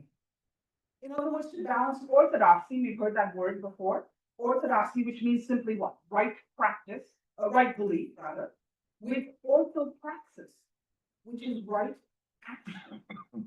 And in a way, orthodoxy and orthopraxis are two sides of the same coin of religion. But young people know when those are not in harmony. They know right away. So if I may offer three paths to address the challenge of forming the young to integrate their religious identity within a culture of dialogue. And these three paths were proposed by Pope Francis at the International Peace Conference at the Al-Azhar Conference Center in Cairo, Egypt, in April 2017. They're summarized in a document of the Catholic Church titled The Identity of the Catholic School for a Culture of Dialogue. These three paths proposed by Pope Francis are this: to respect one's religious identity and the religious identity of the other, the courage to accept differences, both cultural and religious, and third, the sincerity of intention towards harmony. So let me just explore briefly these three themes. As we hand on religious identity to younger members of our faith community, we strive to help them to learn the duty of respect for their own religious identity in a way that really comes first. And then from that attitude of respect, to respect the religious identity of others. Both dimensions of respect are needed because true dialogue cannot be built on ambiguity or willingness to sacrifice some good for the sake of pleasing others. So there's a rich sense of this respect that is required. A second path is to form younger generations in the virtue of courage, specifically the courage to witness, that word come up again, to witness to their religious identity, because it takes courage to be a countercultural witness in a society where religion is privatized and individual. So the courage to witness to one's faith, but then also to accept differences, cultural and religious differences. And why is this path needed? So that those who are different culturally and religiously are not treated or seen as enemies, but welcomed and accompanied as fellow travelers on the spiritual path. This kind of courage is rooted in the genuine conviction that the good of each one of us resides in the good of all. And third, to cultivate in young people a sincerity of intention, since dialogue is an authentic expression of our common humanity, isn't it? Learning to dialogue with others cannot be reduced to just another educational strategy for achieving specific goals in the classroom. Rather, a sincerity of intention grows in each person the desire to seek for and to encounter God within their faith community and within the human community. Again, the importance of living out one's religious identity. In the Catholic tradition, we say that the desire for God is written on each human heart by God. As St. Augustine, in his spiritual autobiography known as the Confessions, begins with these words: "Great art thou, O Lord, and greatly to be praised. Great is thy power, and of thy wisdom there is no end. You formed us for yourself, and our hearts are restless till they find rest in you." So I ask each one of us, do we believe that our young people have this deep spiritual hunger placed by God in their heart? There is this God-shaped void in their hearts that a secular culture ultimately cannot respond to. Do we believe that passing on religious identity must engage this deep spiritual hunger in our young people? So on these three paths, the religious formation of the young moves from the handing on of information about religious beliefs and tradition to a transformation of their lives in a living relationship to God that results in a transformation of social relationships that move from competition and polarization to cooperation and harmony. So on these three paths, we see that the handing on of religious identity is in all of our communities is less about ensuring that the younger generations are checking the right boxes for their knowledge of the faith tradition, even as the handing on of the content of religious faith is vital to the enduring of our religious tradition. Orthodoxy is the anchor, I think someone said here before. But can we move from the classroom model that passes on knowledge of faith to the relationships of faith itself, that passes on a way of life that is infused with faith? That is one's relationship with God, that transforms relationships with others in light of one's religious identity. Could we make belief believable to younger generations if religious identity is shared primarily as relationships, a series of relationships? Personal relationships to God, to family, to my faith community, to society, and to the world. So how religious identity is handed on has significant implications, not only for individuals, but for society and for the world. And in the face of these contemporary challenges that many of our speakers have identified so well, in the Catholic tradition, we say that the handing on of religious identity unfolds as a polyphony of movements, that we will, a multifaceted polyphony of movements. And again, I'm drawing inspiration here from the document of the Catholic Church on education for a culture of dialogue that speaks of three movements, if you will, four movements. First, it starts with a team movement. Everyone, parents, teachers, families, and ministers collaborate according to their personal talents and responsibilities, contribute to the formation of the next generation. At the same time, education unleashes an ecological movement, since it contributes to the recovery of different levels of balance. Inner balance with oneself, solidarity with others, natural balance with all living beings, and spiritual balance with God. It also gives rise to an important inclusive movement. Inclusion, which is an integral part of the Christian message, is not only a property, but also a method of education that brings the excluded and the vulnerable closer. Finally, education nurtures a peace-making movement that generates harmony and peace. I'd like to conclude as I began with Pope Francis's message for the launch of the Global Impact on Education in September 2019. Perhaps you've heard of it. This initiative begun by Pope Francis is a global alliance around education to form young people in a way that generates peace, justice, and acceptance of the other as other. The Pope launched this initiative in response to what he called an educational emergency, a crisis, resulting from the breakdown of the connection between institutions, families, and individuals. He noted a crisis in relationships and communication between generations. That's something I think many of our speakers have alluded to. The social fragmentation that increases with the sheer indifference that we have to one another. And in response to these challenges, Pope Francis proposed a global compact on education that favors interpersonal, real, lived and fraternal relationships within and among faith communities. He believed that only those relationships will be the context in which faith is handed on from one generation to another. And so this global compact re-engages young people in the process of building a better world by giving them a voice and a shared sense of responsibility for the world in which they live now and which they will hand on to others in the future. So in conclusion, if I may just share these 7 commitments of the Global Compact on Education that Pope Francis set in motion. And I think just as food for thought for our discussion and our continued reflection this afternoon. First, he said to make human persons in their value and dignity the center of every educational effort, including the handing on of religious identity. So in other words, it's not just the handing on ideas and systems of belief, we're actually sharing person-to-person relationships. Second, to listen to the voices of children and young people to whom we pass on values and knowledge in order to build together a future of justice, peace, and a dignified life. Third, to encourage the full participation of girls and women in education in those places in the world where that is not the case.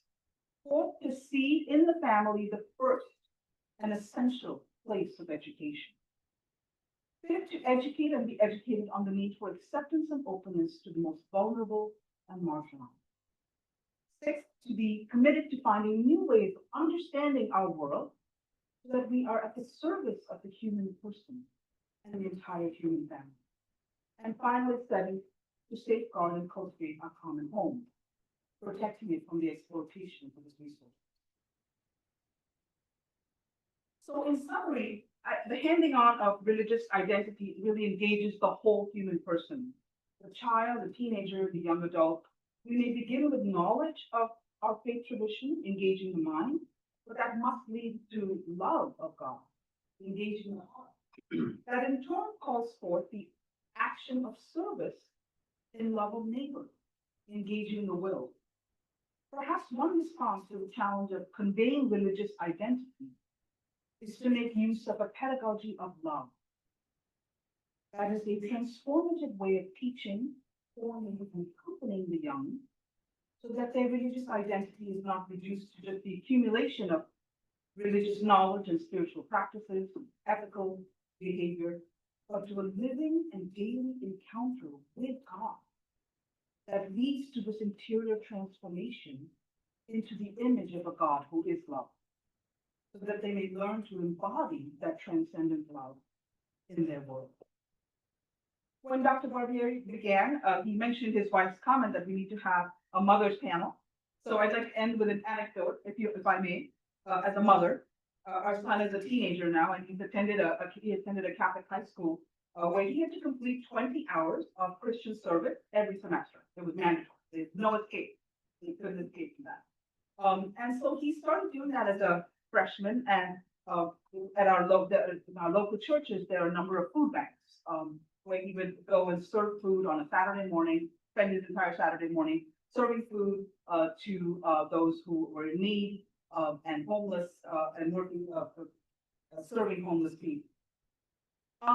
During his senior year, last semester, he completed his 20 hours before the semester ended, almost halfway through, just because of the way things were scheduled.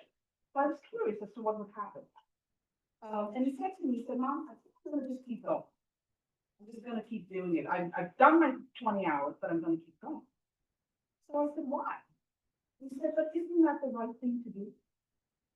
As a Christian, because there are 4 people that I see every Saturday that still need money. So I would just offer that as a mom story, that we can hand on our religious identity. But it has to be done through the relationships that we foster with and for our young people. Thank you very much.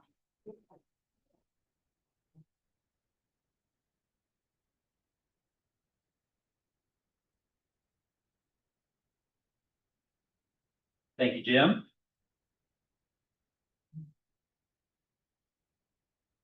Now I'm struck by some similarities among the presentations there. They're diverse for sure, but I want to emphasize some of the common threads there. One of them is that even though many of our remarks today have focused on specific features of American culture, American society, American politics that we encounter as challenges, the responses are not only American. And we see here 3 different models of what we might think of as transnational approaches to passing on identity. Benji had this very interesting idea of a kind of dyadic relationship between Israel and what I guess is maybe the second largest, well, LA, is that right? But you know, the US, kind of interesting interplay there. And then we heard from Betsy about the ISMET movement, which is a really fascinating global, transnational, powerful movement of rooted in education. And then, of course, the Catholic model is one that is rooted in a global church and even also a global compact on education. So these are all ways of being able to draw on far-flung resources, insights, experiences from different traditions, and that we in this country can feed off of, hopefully, and also contribute to. The second theme, I certainly picked up on because I'm an ethicist. I couldn't overlook the fact that ethics came up as a kind of prominent element of these presentations.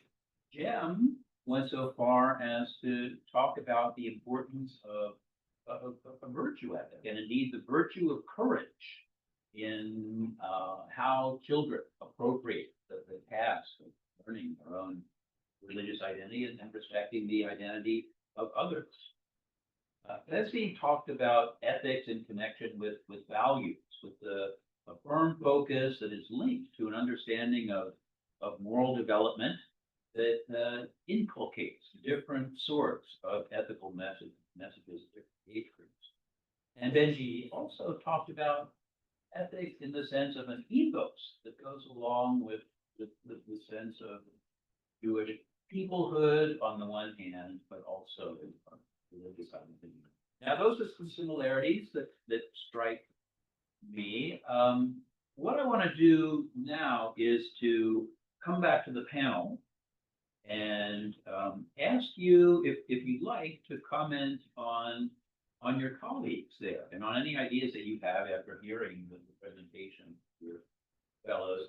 And also there's one more thing that I would like you to comment on as a kind of follow-up to your presentations, which is how well do you think that the models you've described are actually working?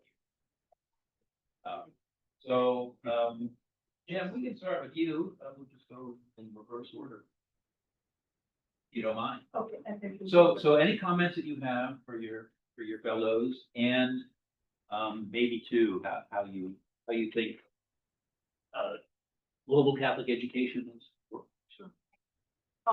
Again, I'm very grateful to hear those wonderful, really universal sort of perspectives that we, I think, tend to face our own American situation. But this really much broader experience. I was particularly struck by both of your comments, the importance of community. That without a community, we really can't do what you were explaining the number of leaders that you need and, you know, for in the firstly level of student formation. Just the importance of community, that I really struck, and I'm struck by your comments as well, in the how the identity is linked to and arises out of the experience of community.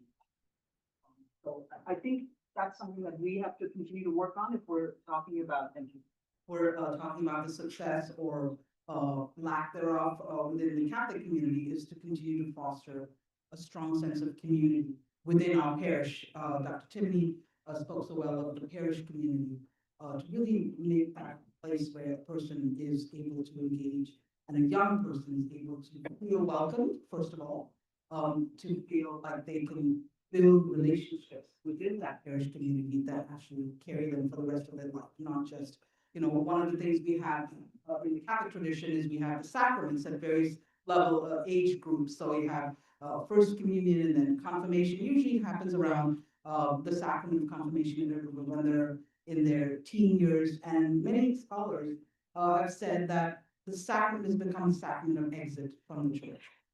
Because it seems like they've graduated now from all of their formal religious education, and now they're off to do their own thing. So that's a challenge for us within the Catholic community, to really make the community a place that is formative for a lifelong relationship with God and with your religious community.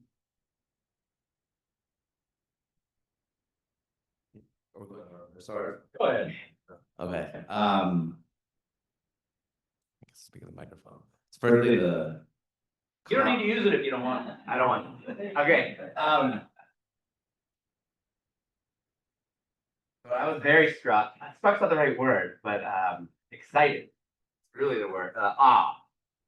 You know, in the religious sense, awesome and awe. Really an awe of both the presentations, and also disappointed in myself for how much I have not looked into it to inform my own philosophy and practice as a scholar and educator of really how it can inform Jewish education and actually similarities both from vision and practice. So the vision of the ethic and the ethos, right, is that we all have our own ethos and ethic of which we want to cultivate our communities into. And I think the similarities here of how important the ethic is. And then the structure, especially with the Hezmet presentation in a Jewish day school, which is, I guess, would be like the Catholic school of the Jews, right? There's a dual curriculum, and there's the secular generic curriculum, and then there's the Judaic curriculum, which is usually then the study of Judaism. And how that seems to be quite similar. And then you also had a kind of a sociological structure or a communal structure of how to engage the groups of the community in different community spaces or different educational inputs or outputs.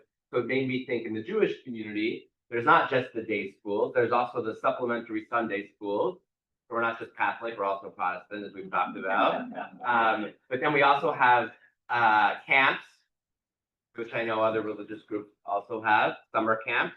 We have youth groups, which I don't think is as common, but the transnational aspect of diaspora heritage trips to Israel. I don't know the word actually in the non-Jewish sense. We call them Israel experiences in the Jewish education world, but it's really diaspora heritage tours, and multiple other types of outputs and inputs that I think are actually, we're thinking about it, both the Catholic Church and the Hezmet in very similar ways, which is what is the ethic, what's the vision, and then practically, how can it be addressed based on how the community is structured. And I think it's really hard to speak of American Jewish education as broadly because it is really segmented in between all these different denominational sects, really is liberal religious sects. But the one thing that I've learned, and it's also been a part of my research and what I think has just been emphasized by the two presentations, if you don't have a why, whatever the why is, and for the Jewish community, it does not have to be exclusively God, although God and religion, if you believe in it, it is quite compelling. But if you don't, Why is belief believable? And the comments about the Pew study said, who knows the most about other American religions are Jews and atheists. I thought you were talking about the Jewish atheists. Because unlike other religions, really it's not a contradiction. One can be Jewish and one can be atheist, and one can be deeply find it meaningful to be Jewish and to be an atheist. Otherwise, there would no be Jewish state that there is today. As the original Zionists, we are mostly Jews that grew up in a religious culture, rejected the theology of it, but went on to go on what their ancestors for 2,000 years have been praying and hoping for, which would be a return to Zion.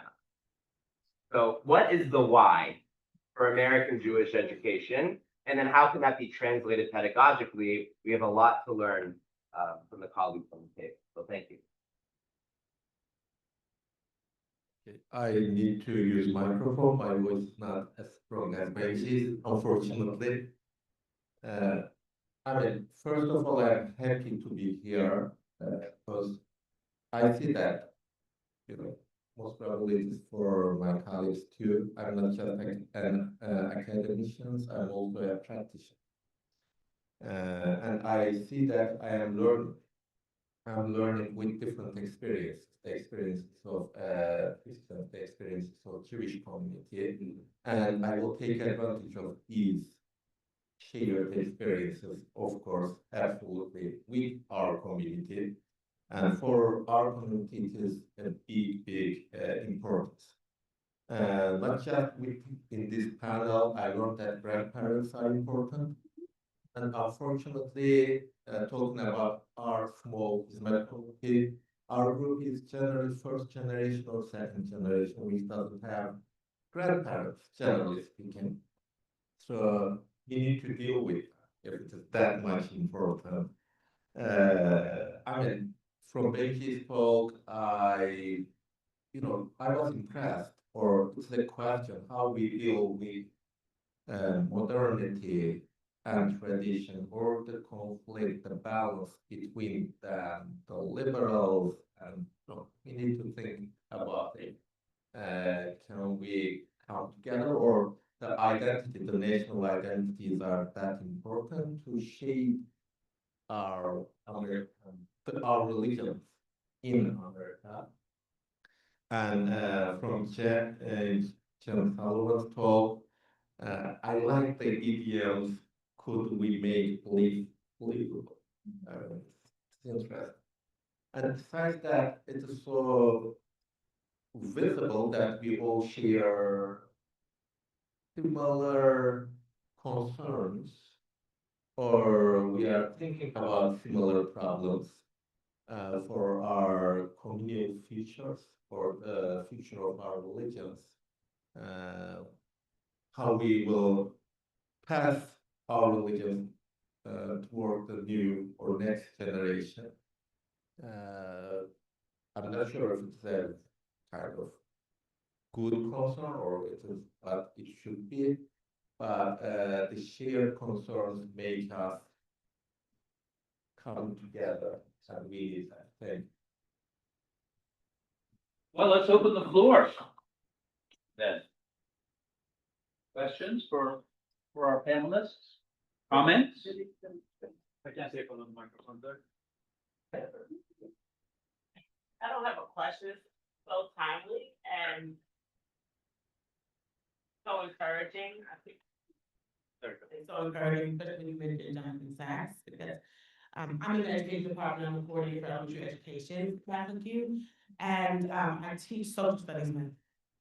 And we use Jonathan Sachs' book as our main text, The House We Built Together. And it just had a powerful impact on students. And the reason we use that for a social studies text, in addition to the actual textbook, is because I want them to understand social studies is more than just teaching facts of history, especially in America. We can education, K-12 education curriculum can tend to be one-sided sometimes. And to get them to think bigger, even if they have this curriculum that they have to use, that they will be inspired to do the extra work to fill in holes and build bridges and to think of social studies in that more global way, that more. This is a house we build together. So I was just really excited to hear you mention that. And then also, I'm just fascinated to hear, I guess I'm evangelical. I don't know what I am. Theologically, that's what I am, but I don't think that's what I am, but that's a whole nother conversation. But I found it interesting to see you three here, different faiths, talk about how what you're believing, what you're teaching, how hard it is to get past certain levels of generations, how to carry on. And second, how you teach young people to be proud of what they believe, to hold on to what they believe, but yet be in the world. And I think of this verse that says we are in the world, but not of it, that you can still, because sometimes people think unity means you have to deny what you believe, and then you kind of become this ambiguous faith. But I love how you all are very distinct in saying, no, this is, I am Jewish, I am Catholic, I am Muslim, and that I can be that, be boldly that, live that, not eat with you all, because I eat kosher, but I'll sit at the table. right, sit at the table. But I mean, I'm intrigued by what you're, I've never heard any of this before. Teaching this to children to grow up holding on to their faith, and but yet being in the world and being at peace with all people. So thank you so much.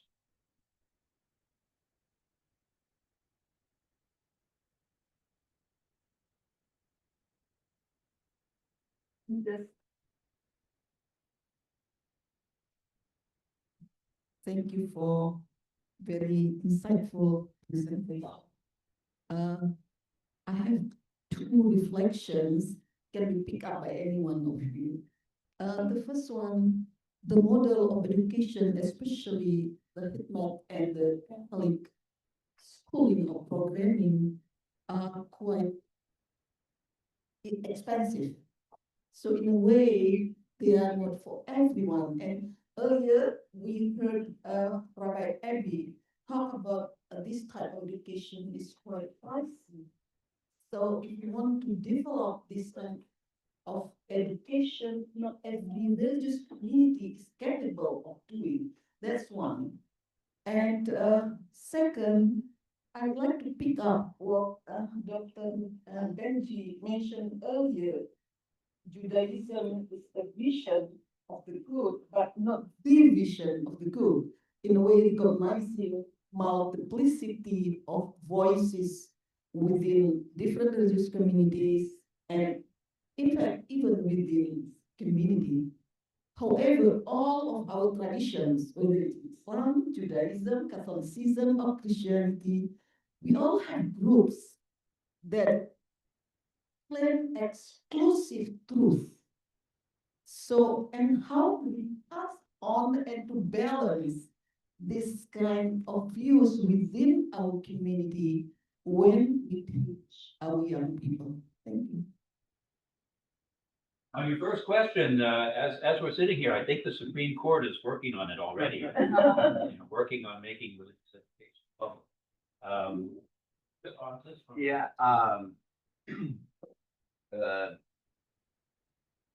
So the first one I deal with personally for sure.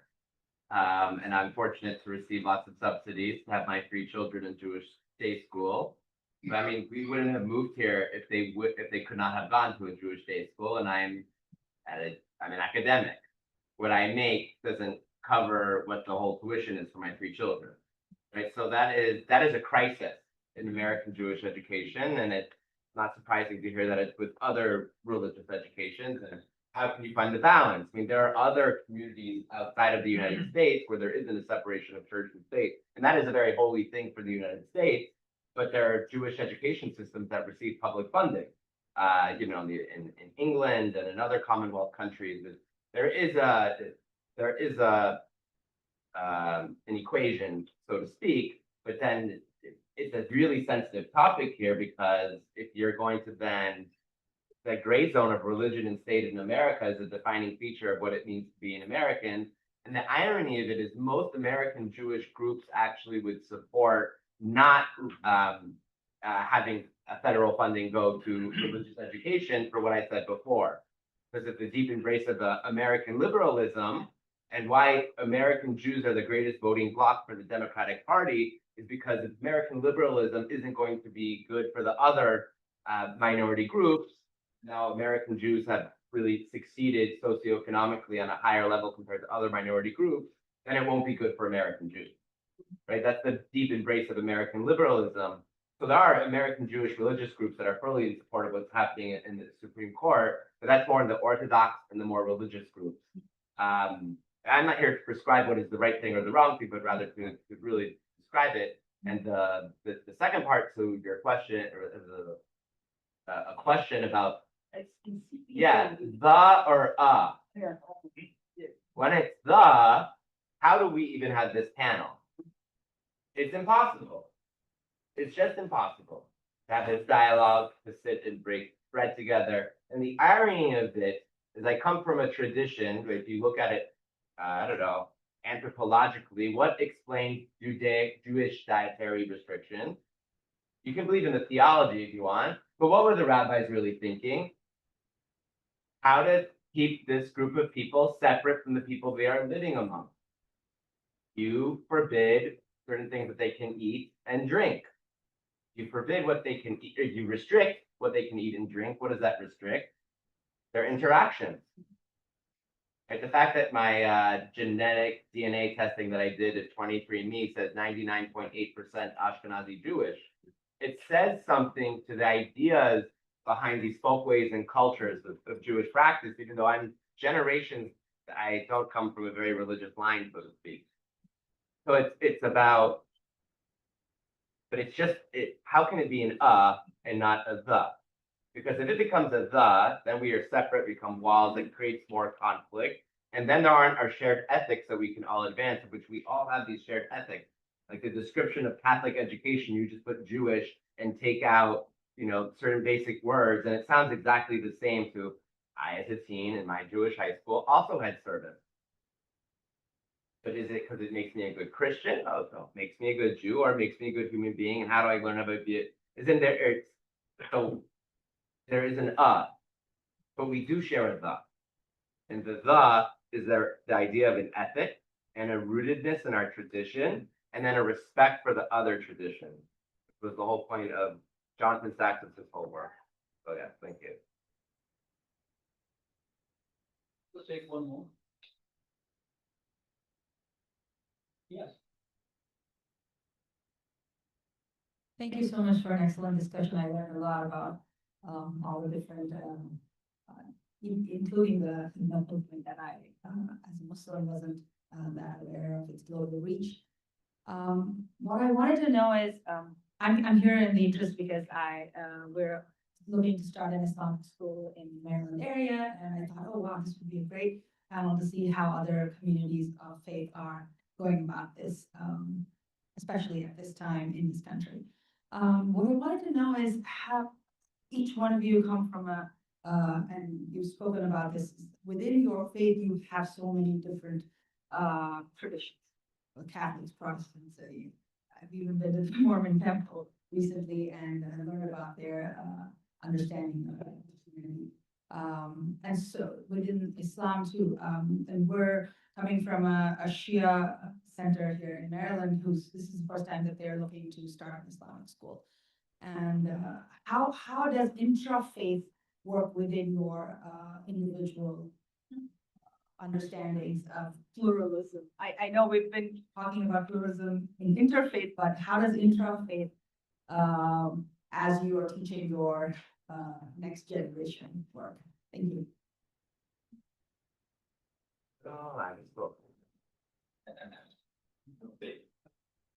Yeah, no, that's an excellent question. So thank you for raising that, because it's maybe the question that we have to address first, because we're talking about handing on our religious identity within our communities. I think it was Pope John XXIII who said, it's a scandal. A divided Christianity is a scandal to the world. How can we preach? How can we teach? How can we speak of love? A God who is love. And when we don't love each other, when we can't talk to each other.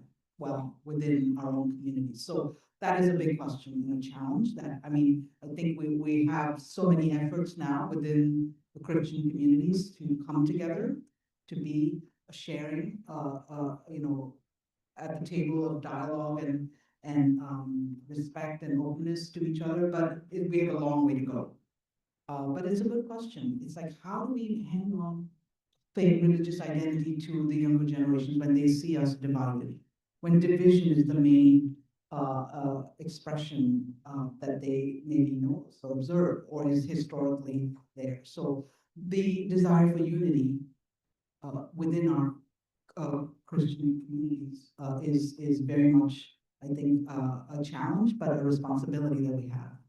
And I think there's some very, very excellent efforts, ecumenical, we call them ecumenical efforts, within, among the Christian world, to continue to be building bridges rather than just looking is different. And within the pedagogy, is it taught as if when children are, when? Yeah, and I think that's again another challenge. We have to be doing more of that ecumenical sort of education is the word, helping young people to see other Christians as their brothers and sisters, and not, you know, in that sense of solely in the sense of difference. We have to understand what is different, but not to see that as the only way we treat and see each other. I mean, I will connect with the previous question, that exclusiveness question. So in the Quranic Surah, it said that we created you from male and female and made into different tribes and peoples, so you can connect with each other. In Islam, there are theological differences, of course, but not that much as in Christianity, not in terms of denomination. But specifically in US cases, in American case, we have different nations, you know, Pakistanis, Bangladeshis, and they can connect, they can come together easier, to be honest, and it is natural. I see them a natural tendency, but at the end, I also see that, and it's a scholarly argument, the generations are affected by their, let me say, faith, by their brothers and sisters, by their Muslim friends, more than the others. Because you say that you are a Muslim, you cannot eat that or this.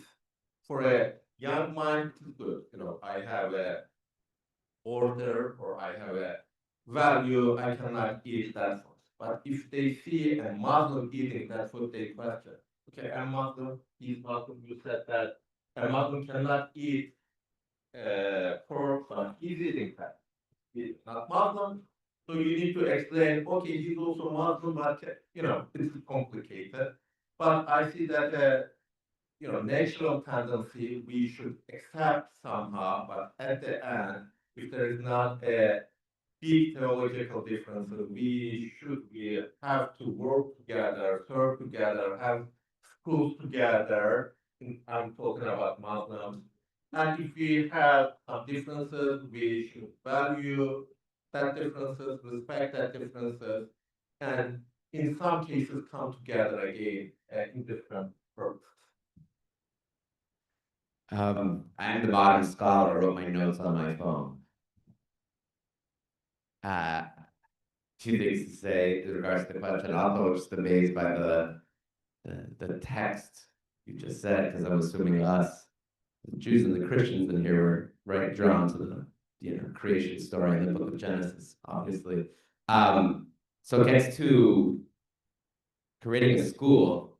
So I can tell you, my kids go to a school in Maryland and Rockville, Charles E. Smith Jewish Day School, which identified as a pluralistic Jewish day school. And there are lots of visions of the Jewish good within the school, so to speak, right? You have lots of families that are in Israeli embassies send their kids and they're very secular. And then you have different religious denominations of Reform, conservative, American Jewish families. And then 28% of the school of families identify actually as Orthodox, like myself, that keep the religion, so to speak, in the liberal sense one way or another. And So I actually think, and that school's been around in this area a long time, and I can connect you with the head of school, and they'd love to be in dialogue with you to think about what can their model of Jewish pluralism be outside of another community of faith. And thinking about pluralism, though, is part of my work as a philosopher, scholar of pedagogy of education, trying to fuse vision and practice. Can we have a vision of pluralism that doesn't include pluralists? I'm serious. Like, it's because there's this idea, I think, in the American context that you really have to believe in pluralism to be a pluralist, or we can only include the pluralists in our vision of pluralism. In my vision of Jewish pluralism, ultra-Orthodox Jews who do not accept the notion of pluralism as valuable, they're still a part of my community, they're still a part of my group, my people, my nation. In Hebrew, the word is we are one of the same. I have a lot to learn from them, and I think they have a lot to learn from me, and I can be engaged, and sometimes we can, and that goes to this last point I want to say about, we talk about unity, but the way it works, unity can only work when it's not about the, it's about when there's not uniformity. We don't want uniformity. We want unity in our different traditions with our intra, so our Jewish, Muslim, whatever, Christian, Catholic notions of pluralism. There are multiple visions of the good that aren't the good, so to speak. And how can it be inclusive of groups that actually don't even buy into the liberal or pluralistic ethic at all? So if we're not going to include them, then we are actually going against something that we believe in ourselves, which is to be inclusive of multiple visions of the good. Well, let's hear it again for this panel.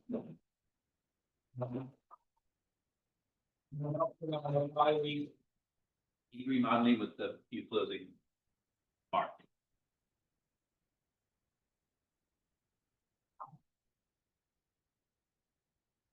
Thank you for another fascinating panel and the wonderful exchange that followed. I'll try to reflect on those very relevant, insightful points and exchanges.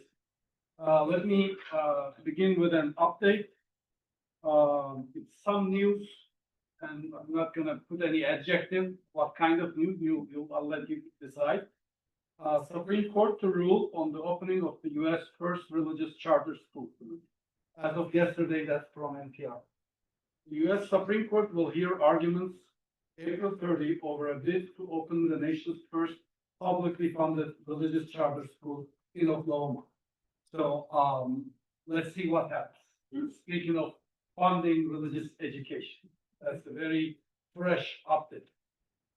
And I began my remarks earlier today with my wishes that the vision and the legacy of Pope Francis will continue to inspire.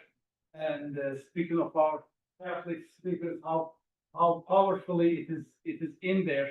So I consider that prayers accepted. So thanks for this testimony. And thanks, heartfelt thanks for bringing this idea of holy ending into the room, not only in a relational sense, but also in an intellectual academic sense.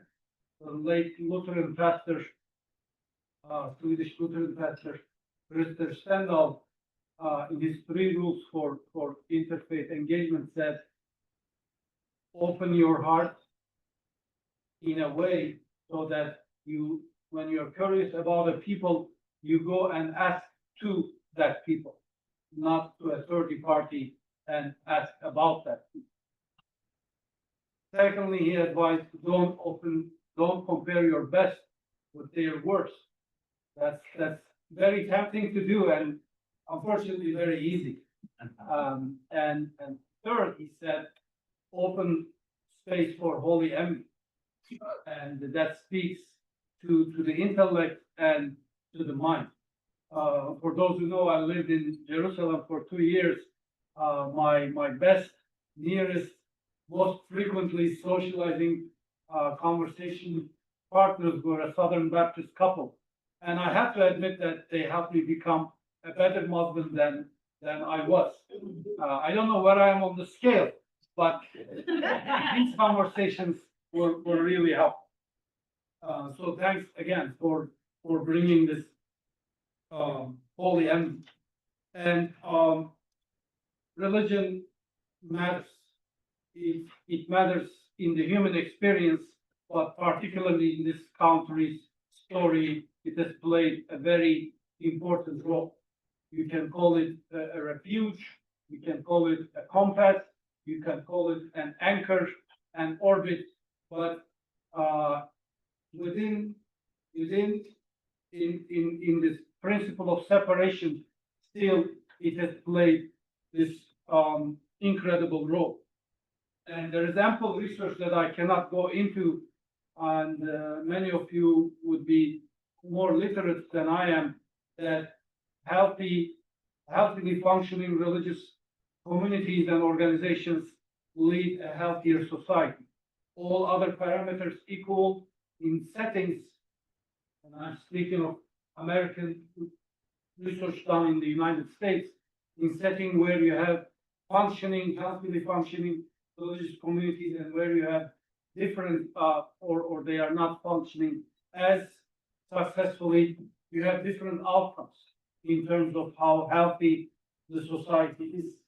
So putting it in a very, very straightforward language, I as a Muslim have a direct vested interest to see Christianity being its best self in this country, to see Judaism and all forms of belief being its best selves, community-wise, teaching-wise, organization-wise. I have a direct vested interest in that. And as we have learned throughout this two panels, we cannot take the idea of passing down and teaching and conveying religion for granted. It's a challenge.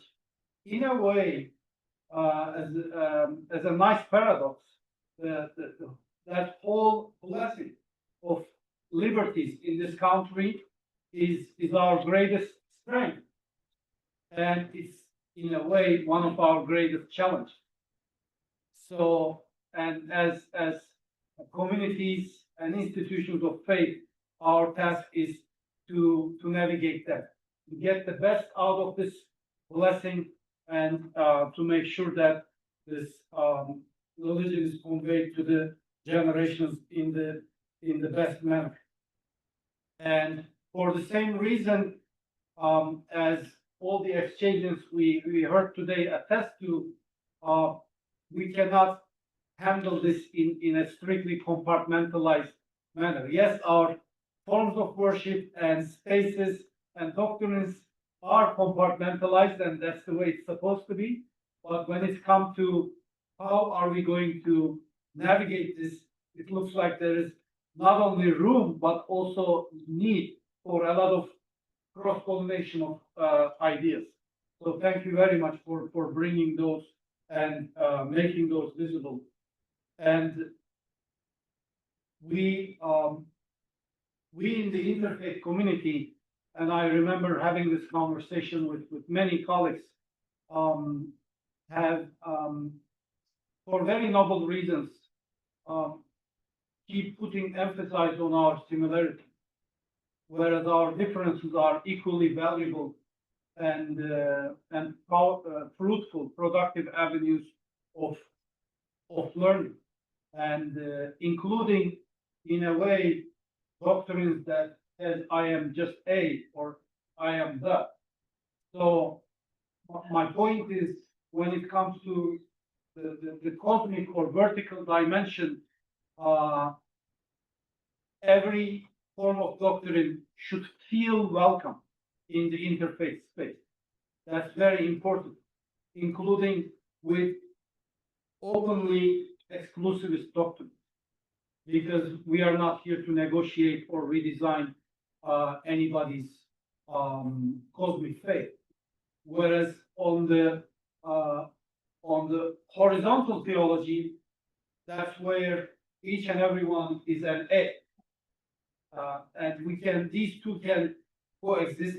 So in the interfaith work, and this is self-criticism, we need some form of rebranding of the idea so that the entire religious spectrum, not only one part of religious spectrum, but the entire social religious spectrum will feel equally welcome in this space, because we cannot afford having some folks and not having others. Okay, just concluding and also just wanna in relation to that, when we are asked why Rumi as your organization's name, our short answer is he was an Orthodox and a Universalist at the same time. And we have many luminaries. In every tradition, we are blessed to have many luminaries that have followed this same orbit and proven us by their practice that this is not a contradiction. And this truly powerfully came up in our conversations. And I also just want to conclude by celebrating the 60th anniversary of Nostra Aetate, and we hope to have some substantive, meaningful conversation on that very important document, and also the 1700th anniversary of the Nicene Creed. I hope this meaningful moment will bring our Christian friends what they aspire to. So thank you very much.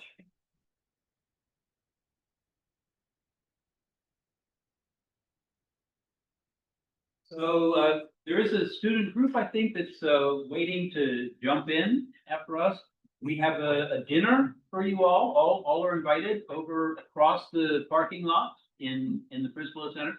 I think that the dinner did end up over there, right? So we'll welcome you over there shortly. Thanks.